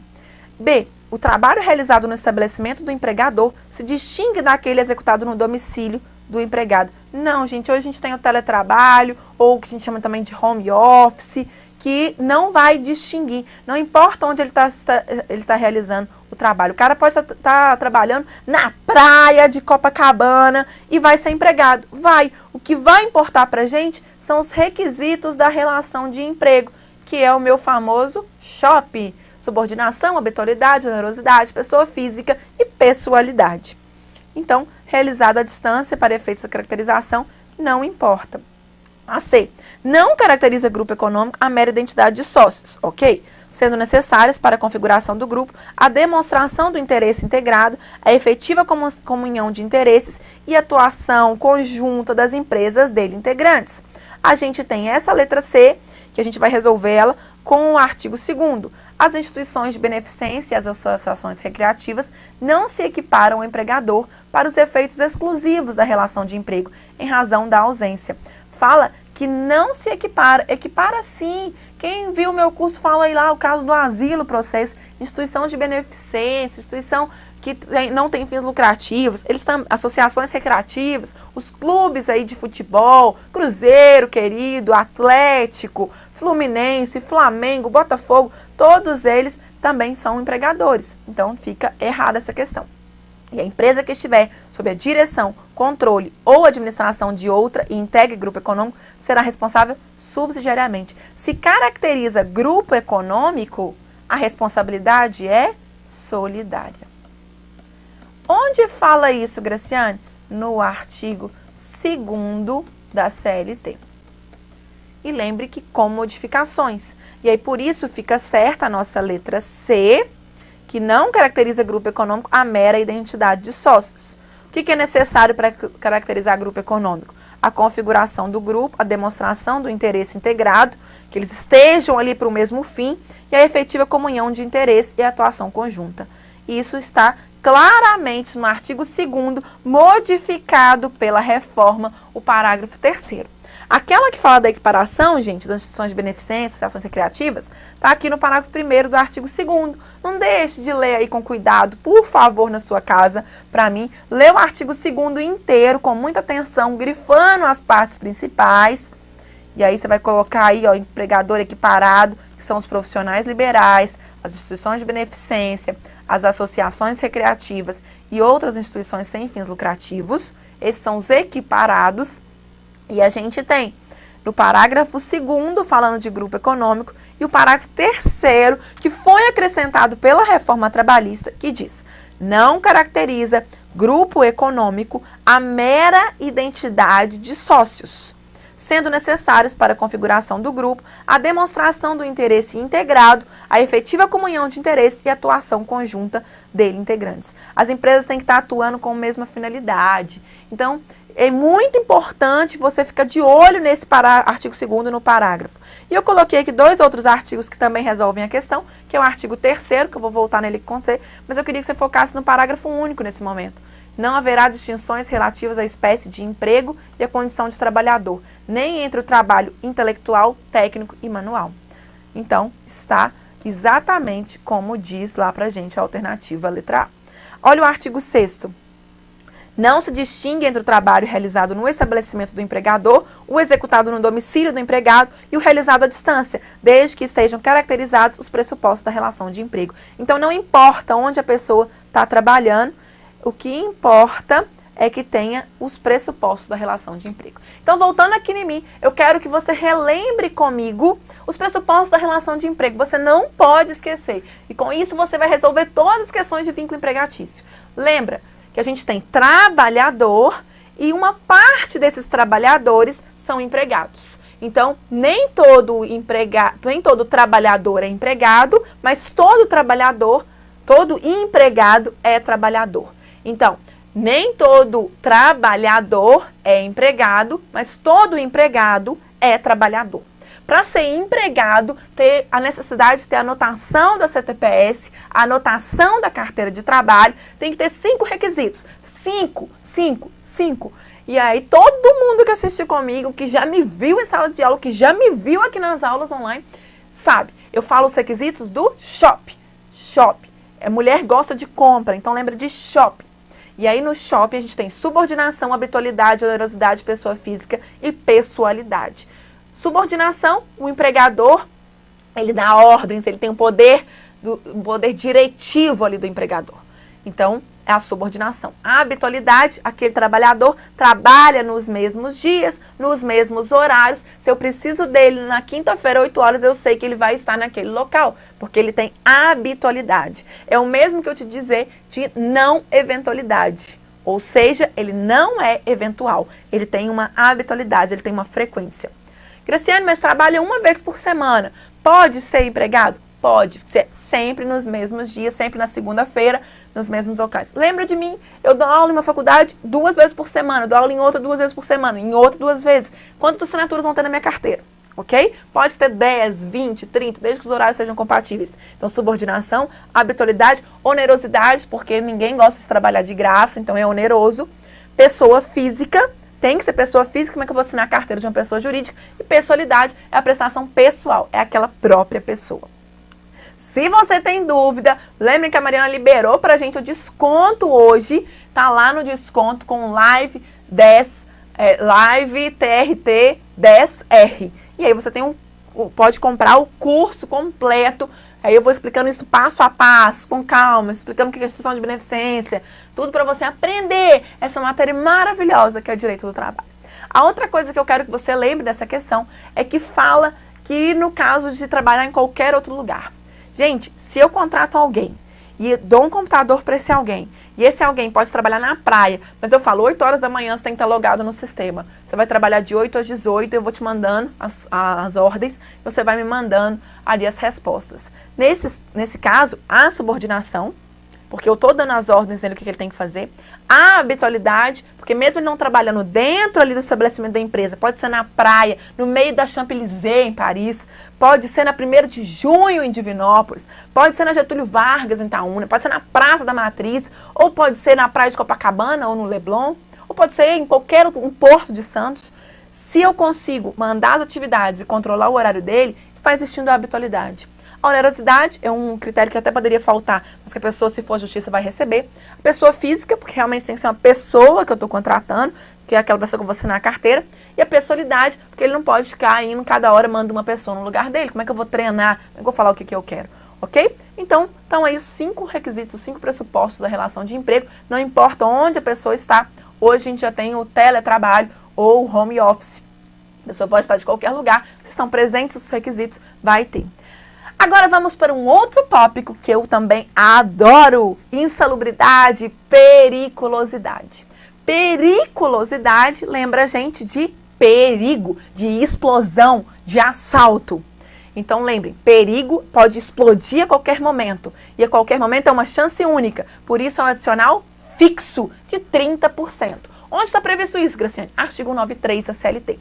O adicional de periculosidade, que é uma vez só que vai ter explosão e a pessoa vai para o ar, é de 30% sobre o salário básico da pessoa, sem os agregados ali, sem lá a gente contar as gratificações, as comissões, então é só o salário, é 30%. Graciane, é índice único? É, gente, porque se a explosão se assalta uma vez só, a pessoa não vai ter segunda chance na vida, não. Já a insalubridade, você vai matando aos poucos. Depende se a atividade é pouco, médio ou muito. Então, a gente tem graus de 10, 20 e 40% do salário mínimo.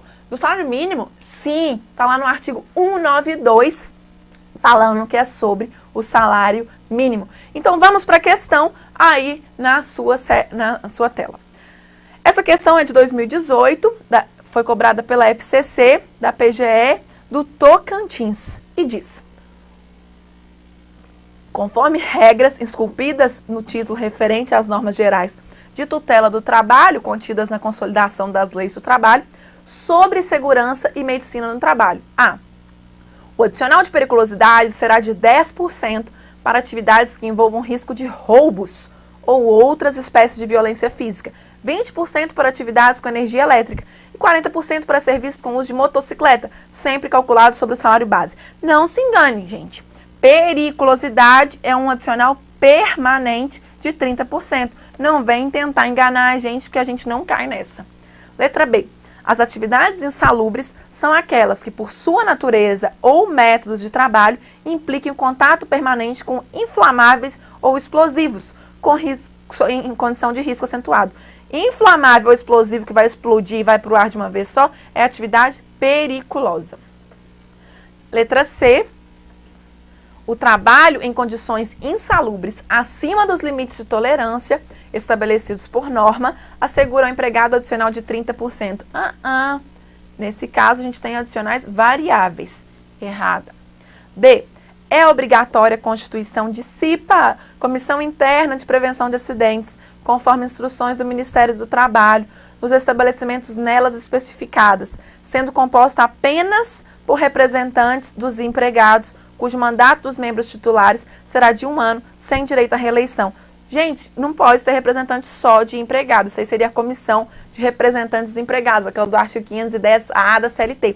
A CIPA tem representantes dos empregados, que são eleitos, e dos empregadores. Aí lembre que o dos empregados, eles são eleitos e têm estabilidade. O dos empregadores são designados. E a letra E, o direito do empregado ao adicional de insalubridade ou de periculosidade cessará, extinguirá, terminará com a eliminação do risco à sua saúde ou integridade física, nos termos da CLT. Certíssimo! Se não oferecer um equipamento que já neutralizou, que cessou, não vai ter mais o adicional, porque se não vai ter o perigo ou se não vai ter o prejuízo à saúde. Então, a letra E está corretíssima. Tá aí a nossa letra E. Se cessa o risco, cessa o adicional, ok? E onde está isso, Graciane? No artigo 194 da CLT. Eu te falei que a insalubridade está no 192, a periculosidade no 193 e no 194 diz: o direito do empregado ao adicional de insalubridade ou periculosidade cessará com a eliminação do risco à saúde ou integridade física. Ok, certíssima essa questão, tranquilinha. Prescrição e decadência, olha que legal, que matéria boa. Vamos lá. FCC cobrou em 2018, então tá bem fresco, ela tá gostando de colocar isso na PGE, Procuradoria-Geral do Estado de Tocantins. O que ela diz? Hermes pretende propor reclamação trabalhista em face de sua empregadora Empresa Alfa para postular indenização por danos morais em razão de humilhação sofrida por xingamentos proferidos por seu superior, além do pagamento de horas extraordinárias. Neste caso, o prazo prescricional será de... Gente, nem lê todas as alternativas por enquanto. Pare aí e preste atenção. O que o Hermes quer? Ele vai propor uma ação trabalhista, beleza? Mas por que ele vai? Porque ele vai pedir danos morais, em razão de uma humilhação. Ele sofreu humilhação um dia, não gostou, e aí ele vai precisar. Qual é o prazo prescricional que a CLT, na verdade até a CLT ela coloca, mas a própria Constituição também traz pra gente. Depois que a pessoa sai do emprego, ela tem 2 anos para entrar com a ação, até 2 anos. E do dia que ela entra com a ação, ela cobra 5 anos para trás. Em todas as verbas, Graciane, sim, gente, hoje é reconhecido que em todas as verbas, até em danos morais, ela tem aí o período prescricional sendo aplicado. Então, vamos lá. Então, neste caso, o prazo prescricional do Hermes será de A. 2 anos contados da data em que ocorreu o fato que gerou o dano moral e 5 anos para as horas extras. Não é 2 anos que ocorreu o fato. B. 2 anos na vigência do contrato até o limite de 5 anos após a extinção. Não, tá trocado, né, gente? Até o limite de 2 anos após a extinção.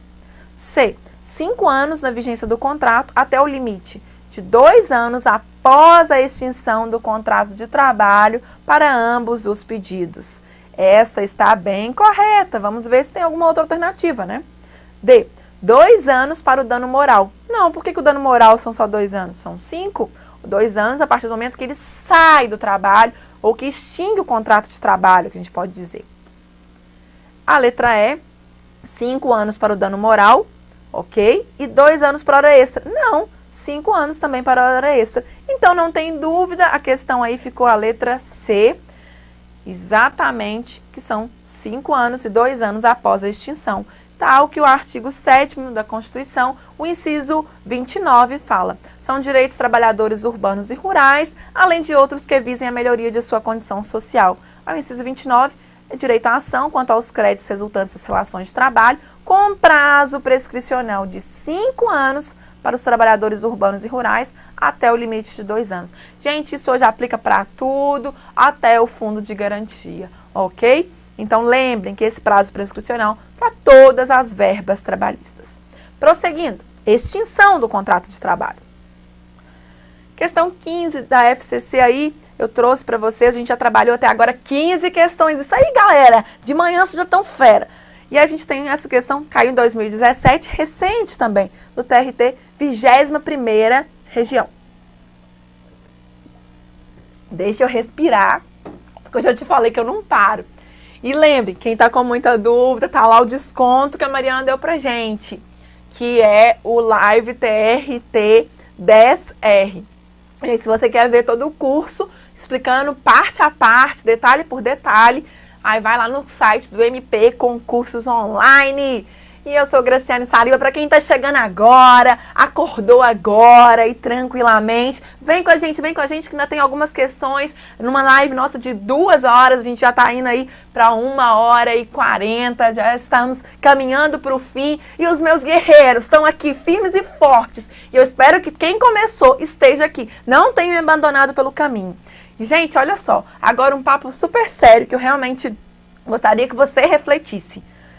Você não pode parar. Quando você pensar em desistir, pensa por que você começou. Qual é o seu sonho?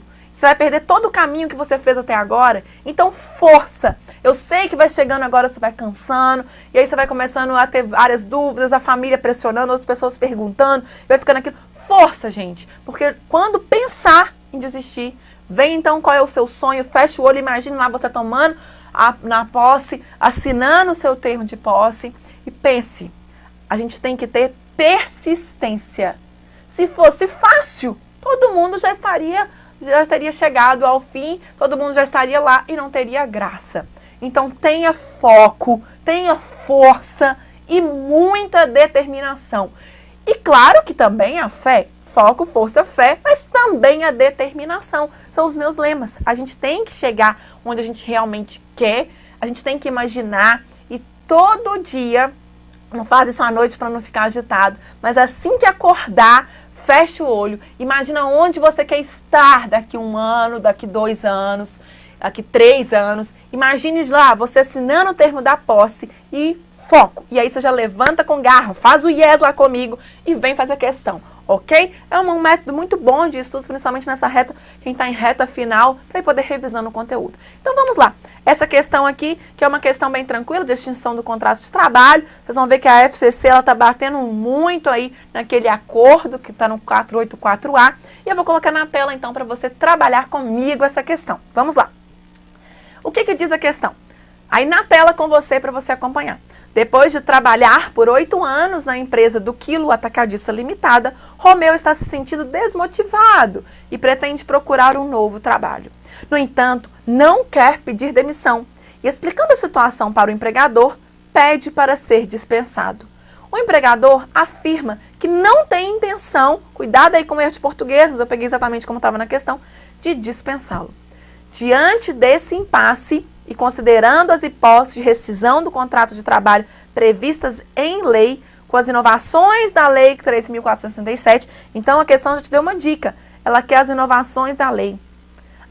A única solução é Romeu pedir demissão, perdendo o direito à multa de 40% ao aviso prévio e não podendo levantar os depósitos de FGTS. Vamos ver outra. B. Romeu pode pleitear a rescisão indireta do contrato de trabalho, tendo em vista que o ato do empregador caracteriza a justa causa. Gente, se ele está se sentindo desmotivado, que justa causa que o empregador cometeu? Com recebimento de todas as verbas rescisórias e levantamento integral dos depósitos. Não, né, gente? Porque não teve nenhum motivo aí causado pelo empregador. C. Romeu e do Quilo podem fazer um acordo para rescisão do contrato de trabalho, sendo que o empregado receberá multa de 20% do FGTS, metade do aviso prévio indenizado e a integralidade das demais verbas trabalhistas e poderá movimentar 80%. Isso é plausível? Isso é plausível. Está lá no artigo 484A. Então, possibilidade? Poder pode, ok? D. O desinteresse de Romeu pelo trabalho caracteriza insubordinação, não podendo o empregador dispensá-lo por justa causa. Não, né, gente? Insubordinação é quando deixa acatar uma ordem. Então, é quando alguém dá uma ordem e essa pessoa desacata. Não é o caso do Romeu, ele está desmotivado, mas ele não fez nada de errado. E Romeu e do Quilo podem fazer um acordo para a rescisão do contrato, o que precisa ser homologado. Não, agora a gente não tem mais a necessidade de homologação no sindicato. com o pagamento de metade das verbas trabalhistas, metade do aviso prévio da multa do FGTS e com possibilidade de levantamento integral. 2 erros, não precisa ser homologado perante o sindicato mais e não consegue o levantamento integral. Ele pode levantar só 80%. Então, a gente ficaria aí, a princípio, entre duas, a letra C e a letra A, que fala que é a única solução. Por que a gente vai eliminar A? Porque essa é a única solução? Não, não é a única. Ele também pode fazer um acordo. E aí a gente fica certinho com a C. Então, quando você fica em dúvida entre duas, vai naquela que te abre uma possibilidade. Não fala em exclusivo, único. Então, letra C, correta aí. E a gente vai para um próximo tópico. Ok, pessoal? Então, lembrem, gente, que essa que a gente passou aqui, ela tá lá no artigo 484A, para quem ainda não viu. E a gente já viu essa questão, ela já caiu aí 2 ou 3 vezes nas últimas provas da FCC. Bem nas últimas mesmo. Então, eles estão adorando esse tema, esse acordo, essa possibilidade. Vamos para um próximo tópico. Aprendiz. E vamos embora, vamos comigo, porque a gente já está aí na reta final, hein? Nos minutos finais. Vamos no aprendiz? Questão cobrada no TRT 21, em 2017, feito pela banca da FCC. Considerando as regras de proteção ao trabalho do menor em relação ao contrato de aprendizagem. A. Para os fins do contrato de aprendizagem, a comprovação da escolaridade de aprendiz com deficiência é dispensável. B. Considerada como formação técnico-profissional metódica, a aprendizagem pode ser desenvolvida entre os 14 e os 18 anos, sendo que a validade do contrato de aprendizagem pressupõe anotação na carteira de trabalho e previdência social, matrícula e frequência do aprendiz na escola. Gente, aprendiz é de 14 a 24. C. Os estabelecimentos poderão destinar o equivalente de até 10% de sua cota de aprendizes à formação técnico-profissional metódica em áreas relacionadas a práticas de atividades desportivas, a prestação de serviços relacionados à infraestrutura, incluindo as atividades de construção, ampliação, recuperação e manutenção de instalações esportivas e organização. Bom, mesmo se você não lembrasse exatamente da lei, a gente foi achando o erro aqui nas outras. Vamos ver se a gente acha no da frente. Essa aqui tem grande chance, né? Para quem não lembrasse exatamente do artigo. Pelo menos errado ela não parecia. Vamos na D. A duração do trabalho do aprendiz não excederá de 8 horas. Gente, se ele está como aprendiz, ele pode ir até 6. Por quê? Aprendiz, ele tem uma parte de formação teórica e uma parte de formação prática. Se ele trabalhar 8 horas aqui na prática, vai desequilibrar com a teórica. Então, por isso que a gente tem o trabalho dele na prática, vai até 6 horas, para ele poder ter algumas horas de teórica. Por isso, essa aqui ficou errada. E o contrato de aprendizagem extinguir-se-á no seu termo ou quando o aprendiz completar 18 anos. Não, o aprendiz pode ser até 24. Ou no caso de desempenho insuficiente ou inadaptação do aprendiz, salvo para aprendiz com deficiência, quando desprovido de recursos de acessibilidade, tecnologias assistivas e de apoio necessário. Por isso, nesse caso, ficou certo aí, já que a gente foi até por eliminação, a letra C. Então, vai ser aí a letra C, tá certíssima pra gente. E a gente tem a letra A tá errada, e aí você pode escrever aí, que está lá no artigo 428, parágrafo 6º da CLT. Para ser aprendiz, gente, tem que comprovar a escolaridade, mesmo se tiver aí a deficiência. Na letra B, também ficou errado, 428, porque é de 14 a 24 anos. A letra C, a gente viu que está certo, artigo 429, parágrafo 1º-B. A letra D, está no artigo 432, não pode passar de 6 horas. E a letra E, está no 433, também fala que extinguir-se-á quando completar 24 anos, ok? Voltando aqui em mim, então, para a gente recapitular aprendiz. Eu quero que você lembre aqui comigo. Aprendiz, a partir dos 14 até os 24. Mas só pode ser aprendiz em uma empresa por, no máximo, 2 anos. Ué, Graciela, mas não é de 14 a 24? Só que ele vai ficar de 14 a 16, por exemplo, de 16 a 18, de 18 a 20, de 20 a 22. Ele vai ficar 2 anos em cada empresa que ele for trabalhando. Porque, gente, aprendiz está aprendendo alguma coisa. Então, ele está com uma formação teórica, que de preferência são nas escolas S, do sistema S, SESI, Senai, SESC, Senac, mais a parte prática que ele vai aplicar o que ele aprendeu. Por isso a jornada de até 6 horas, ok? Só que mais de 2 anos numa empresa, você já aprendeu tudo que você tinha ali. Você já implementou. Você tem que mudar de empresa, você tem que mudar de empregador para aprender outra atividade. Então lembre, aprendiz de 14 a 24, contrato de no máximo 2 anos, salvo tanto a idade quanto para o prazo, salvo o portador de deficiência. Mas ele tem que estar comprovando a escolaridade, ele tem que estar estudando para ele estar aprendendo e aplicando ali na prática.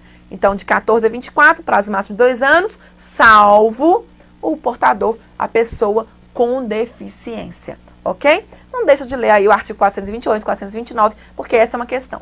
E aí teve gente que perguntou assim, Graciane, mas onde que está esse tópico no edital?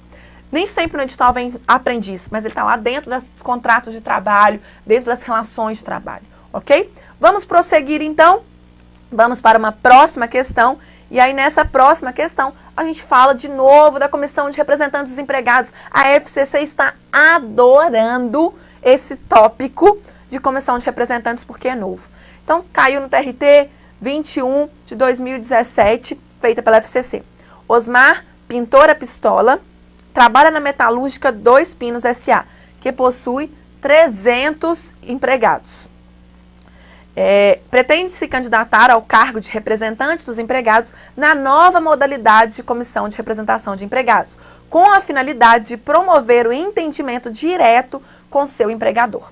Ok? Vimos aí, então, que ele tem a empresa com mais de 300 empregados. Aí vimos que uma empresa com mais de 200 tem que ter essa comissão. Bom, tendo em vista a Lei 13.467, vamos lá. Nesta modalidade, não está prevista a estabilidade provisória no emprego, razão pela qual, mesmo eleito, Osmar poderá ser despedido a qualquer momento.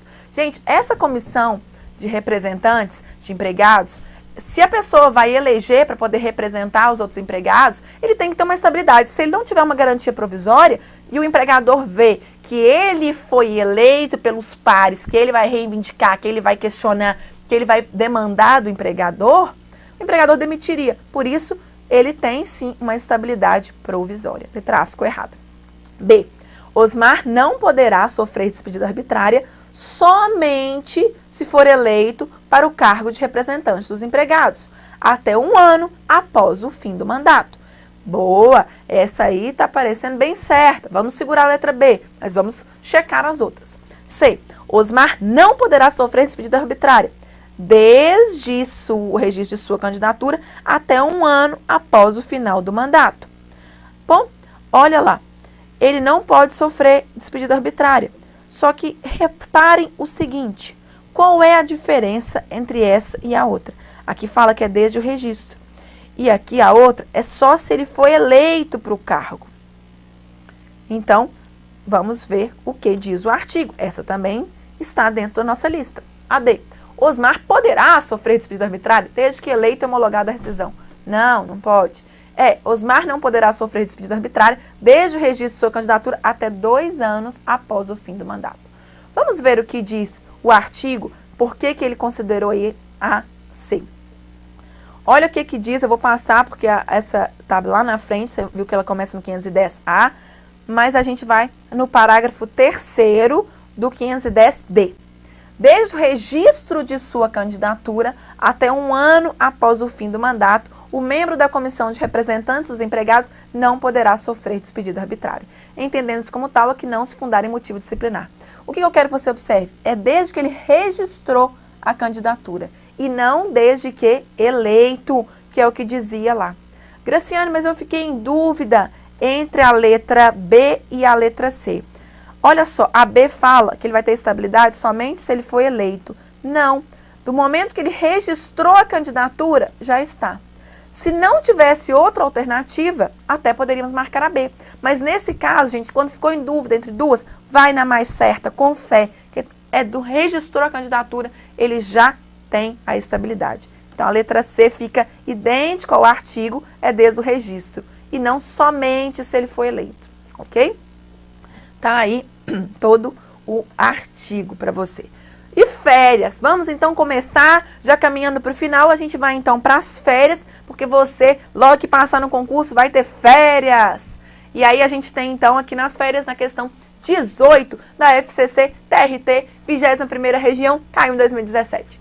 Luiz Marceneiro, 59 anos de idade, foi informado pela sua empregadora, a fábrica de cadeiras Xaxá Limitada, que gozaria suas férias vendidas de forma fracionada, em 3 períodos. Vou colocar na tela para ficar mais fácil até de se acompanhar, né?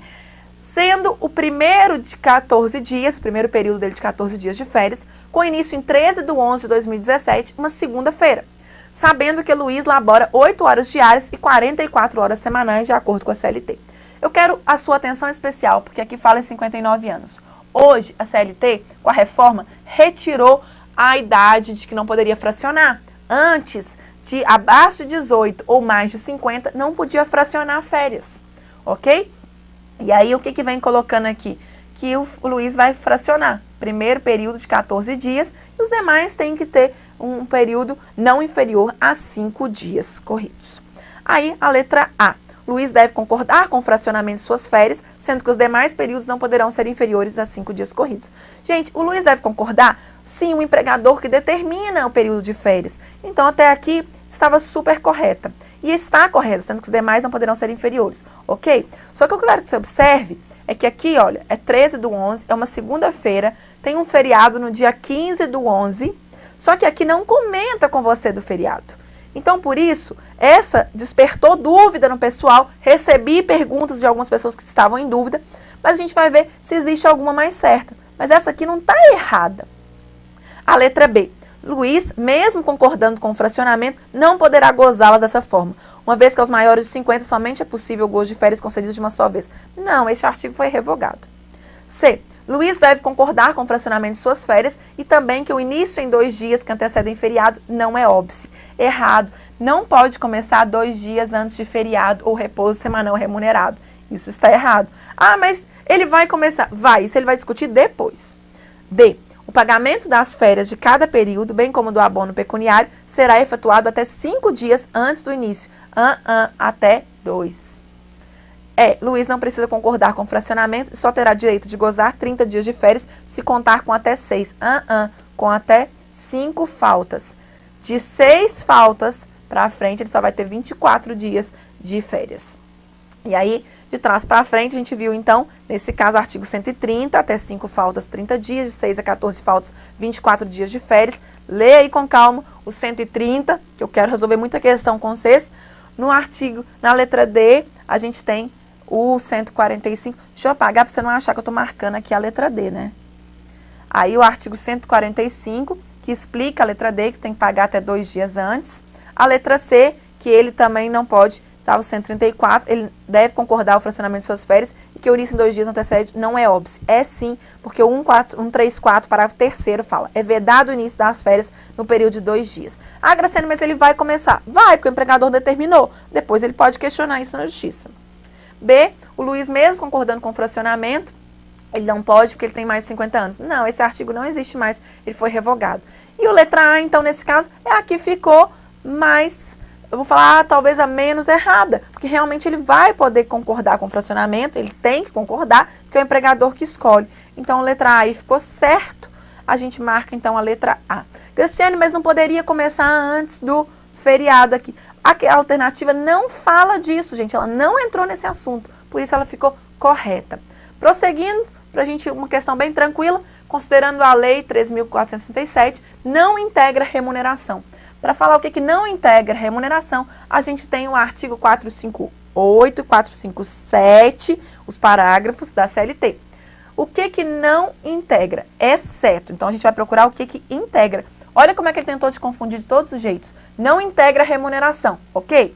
São 4 aqui, não vão integrar. Só que exceto, ou seja, eu quero exatamente aquele que integra.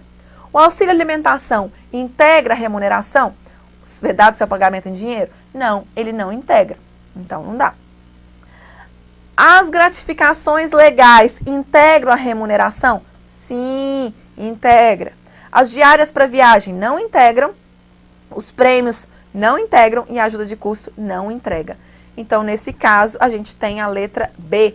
dê uma olhada no artigo 457 da CLT, o parágrafo 1º e o parágrafo 2º, que vem falando pra gente. Integra o salário, as gratificações e as comissões, ok? Prosseguindo, a gente tem aí a última questão para você que me acompanhou esse tempo.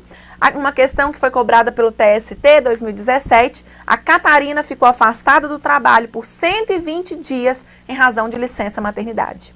Ao retornar às suas funções, escorregou em uma escada da empresa, sofrendo fraturas que exigiram seu afastamento de trabalho por 45 dias. Gente, ela já ficou de licença maternidade 120 dias, agora ela caiu e ficou mais 45 dias. Recebeu auxílio doença acidentário. Após a alta do INSS, retornou às suas atividades, mas um mês depois a empresa lhe concedeu férias, tendo em vista que o término do período concessivo estava próximo. Em relação ao contrato de trabalho, os períodos de afastamento de Catarina caracterizam respectivamente. Antes de achar a alternativa, eu quero que você recorde isso comigo. E aí eu recebi há pouco tempo a questão do José, meu querido, lá, que me assiste lá de Nova Iguaçu, e que ele me perguntou sobre a interrupção. Então, em homenagem ao José, 120 dias. Se é licença maternidade, eu não posso punir uma pessoa que está em licença maternidade. Licença maternidade é interrupção. Depois ela caiu. Os primeiros 15 dias ficam em interrupção. E os outros 30 dias ficam em suspensão.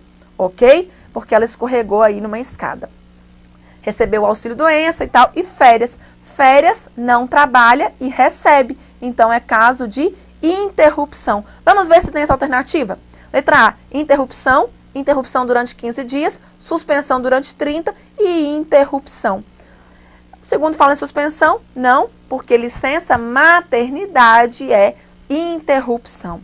Aí já ficou errado. Depois fala suspensão de novo durante os 15 dias. Também é errado. E aí vai toda errada. A letra C fala em suspensão. Suspensão durante 45 e suspensão nas férias. Não, se você ainda não soubesse nada, vai pelas férias, que você lembra que férias não trabalha, é sem trabalho e com salário. Então é claro que é interrupção. E a D fala em interrupção, ok, na licença maternidade, interrupção durante os 45 dias, não, e interrupção nas férias, aí aqui estaria certo. A letra E fala em interrupção, suspensão durante 15 dias, não era interrupção, e aí aqui ficou trocado. Ok? Então, a gente tem aí a letra A ficou corretíssima. E aí, uma mensagem para você, que sorte é apelido, o verdadeiro nome do sucesso é a dedicação.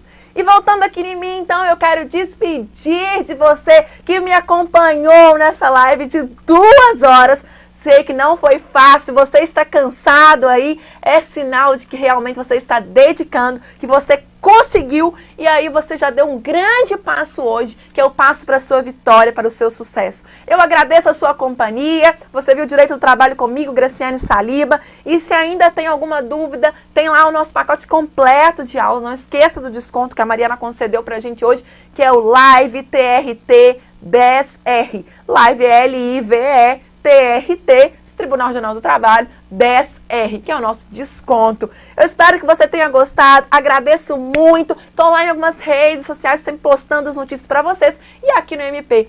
Um abração, um beijão e tô junto com vocês, a sua vitória. Até mais!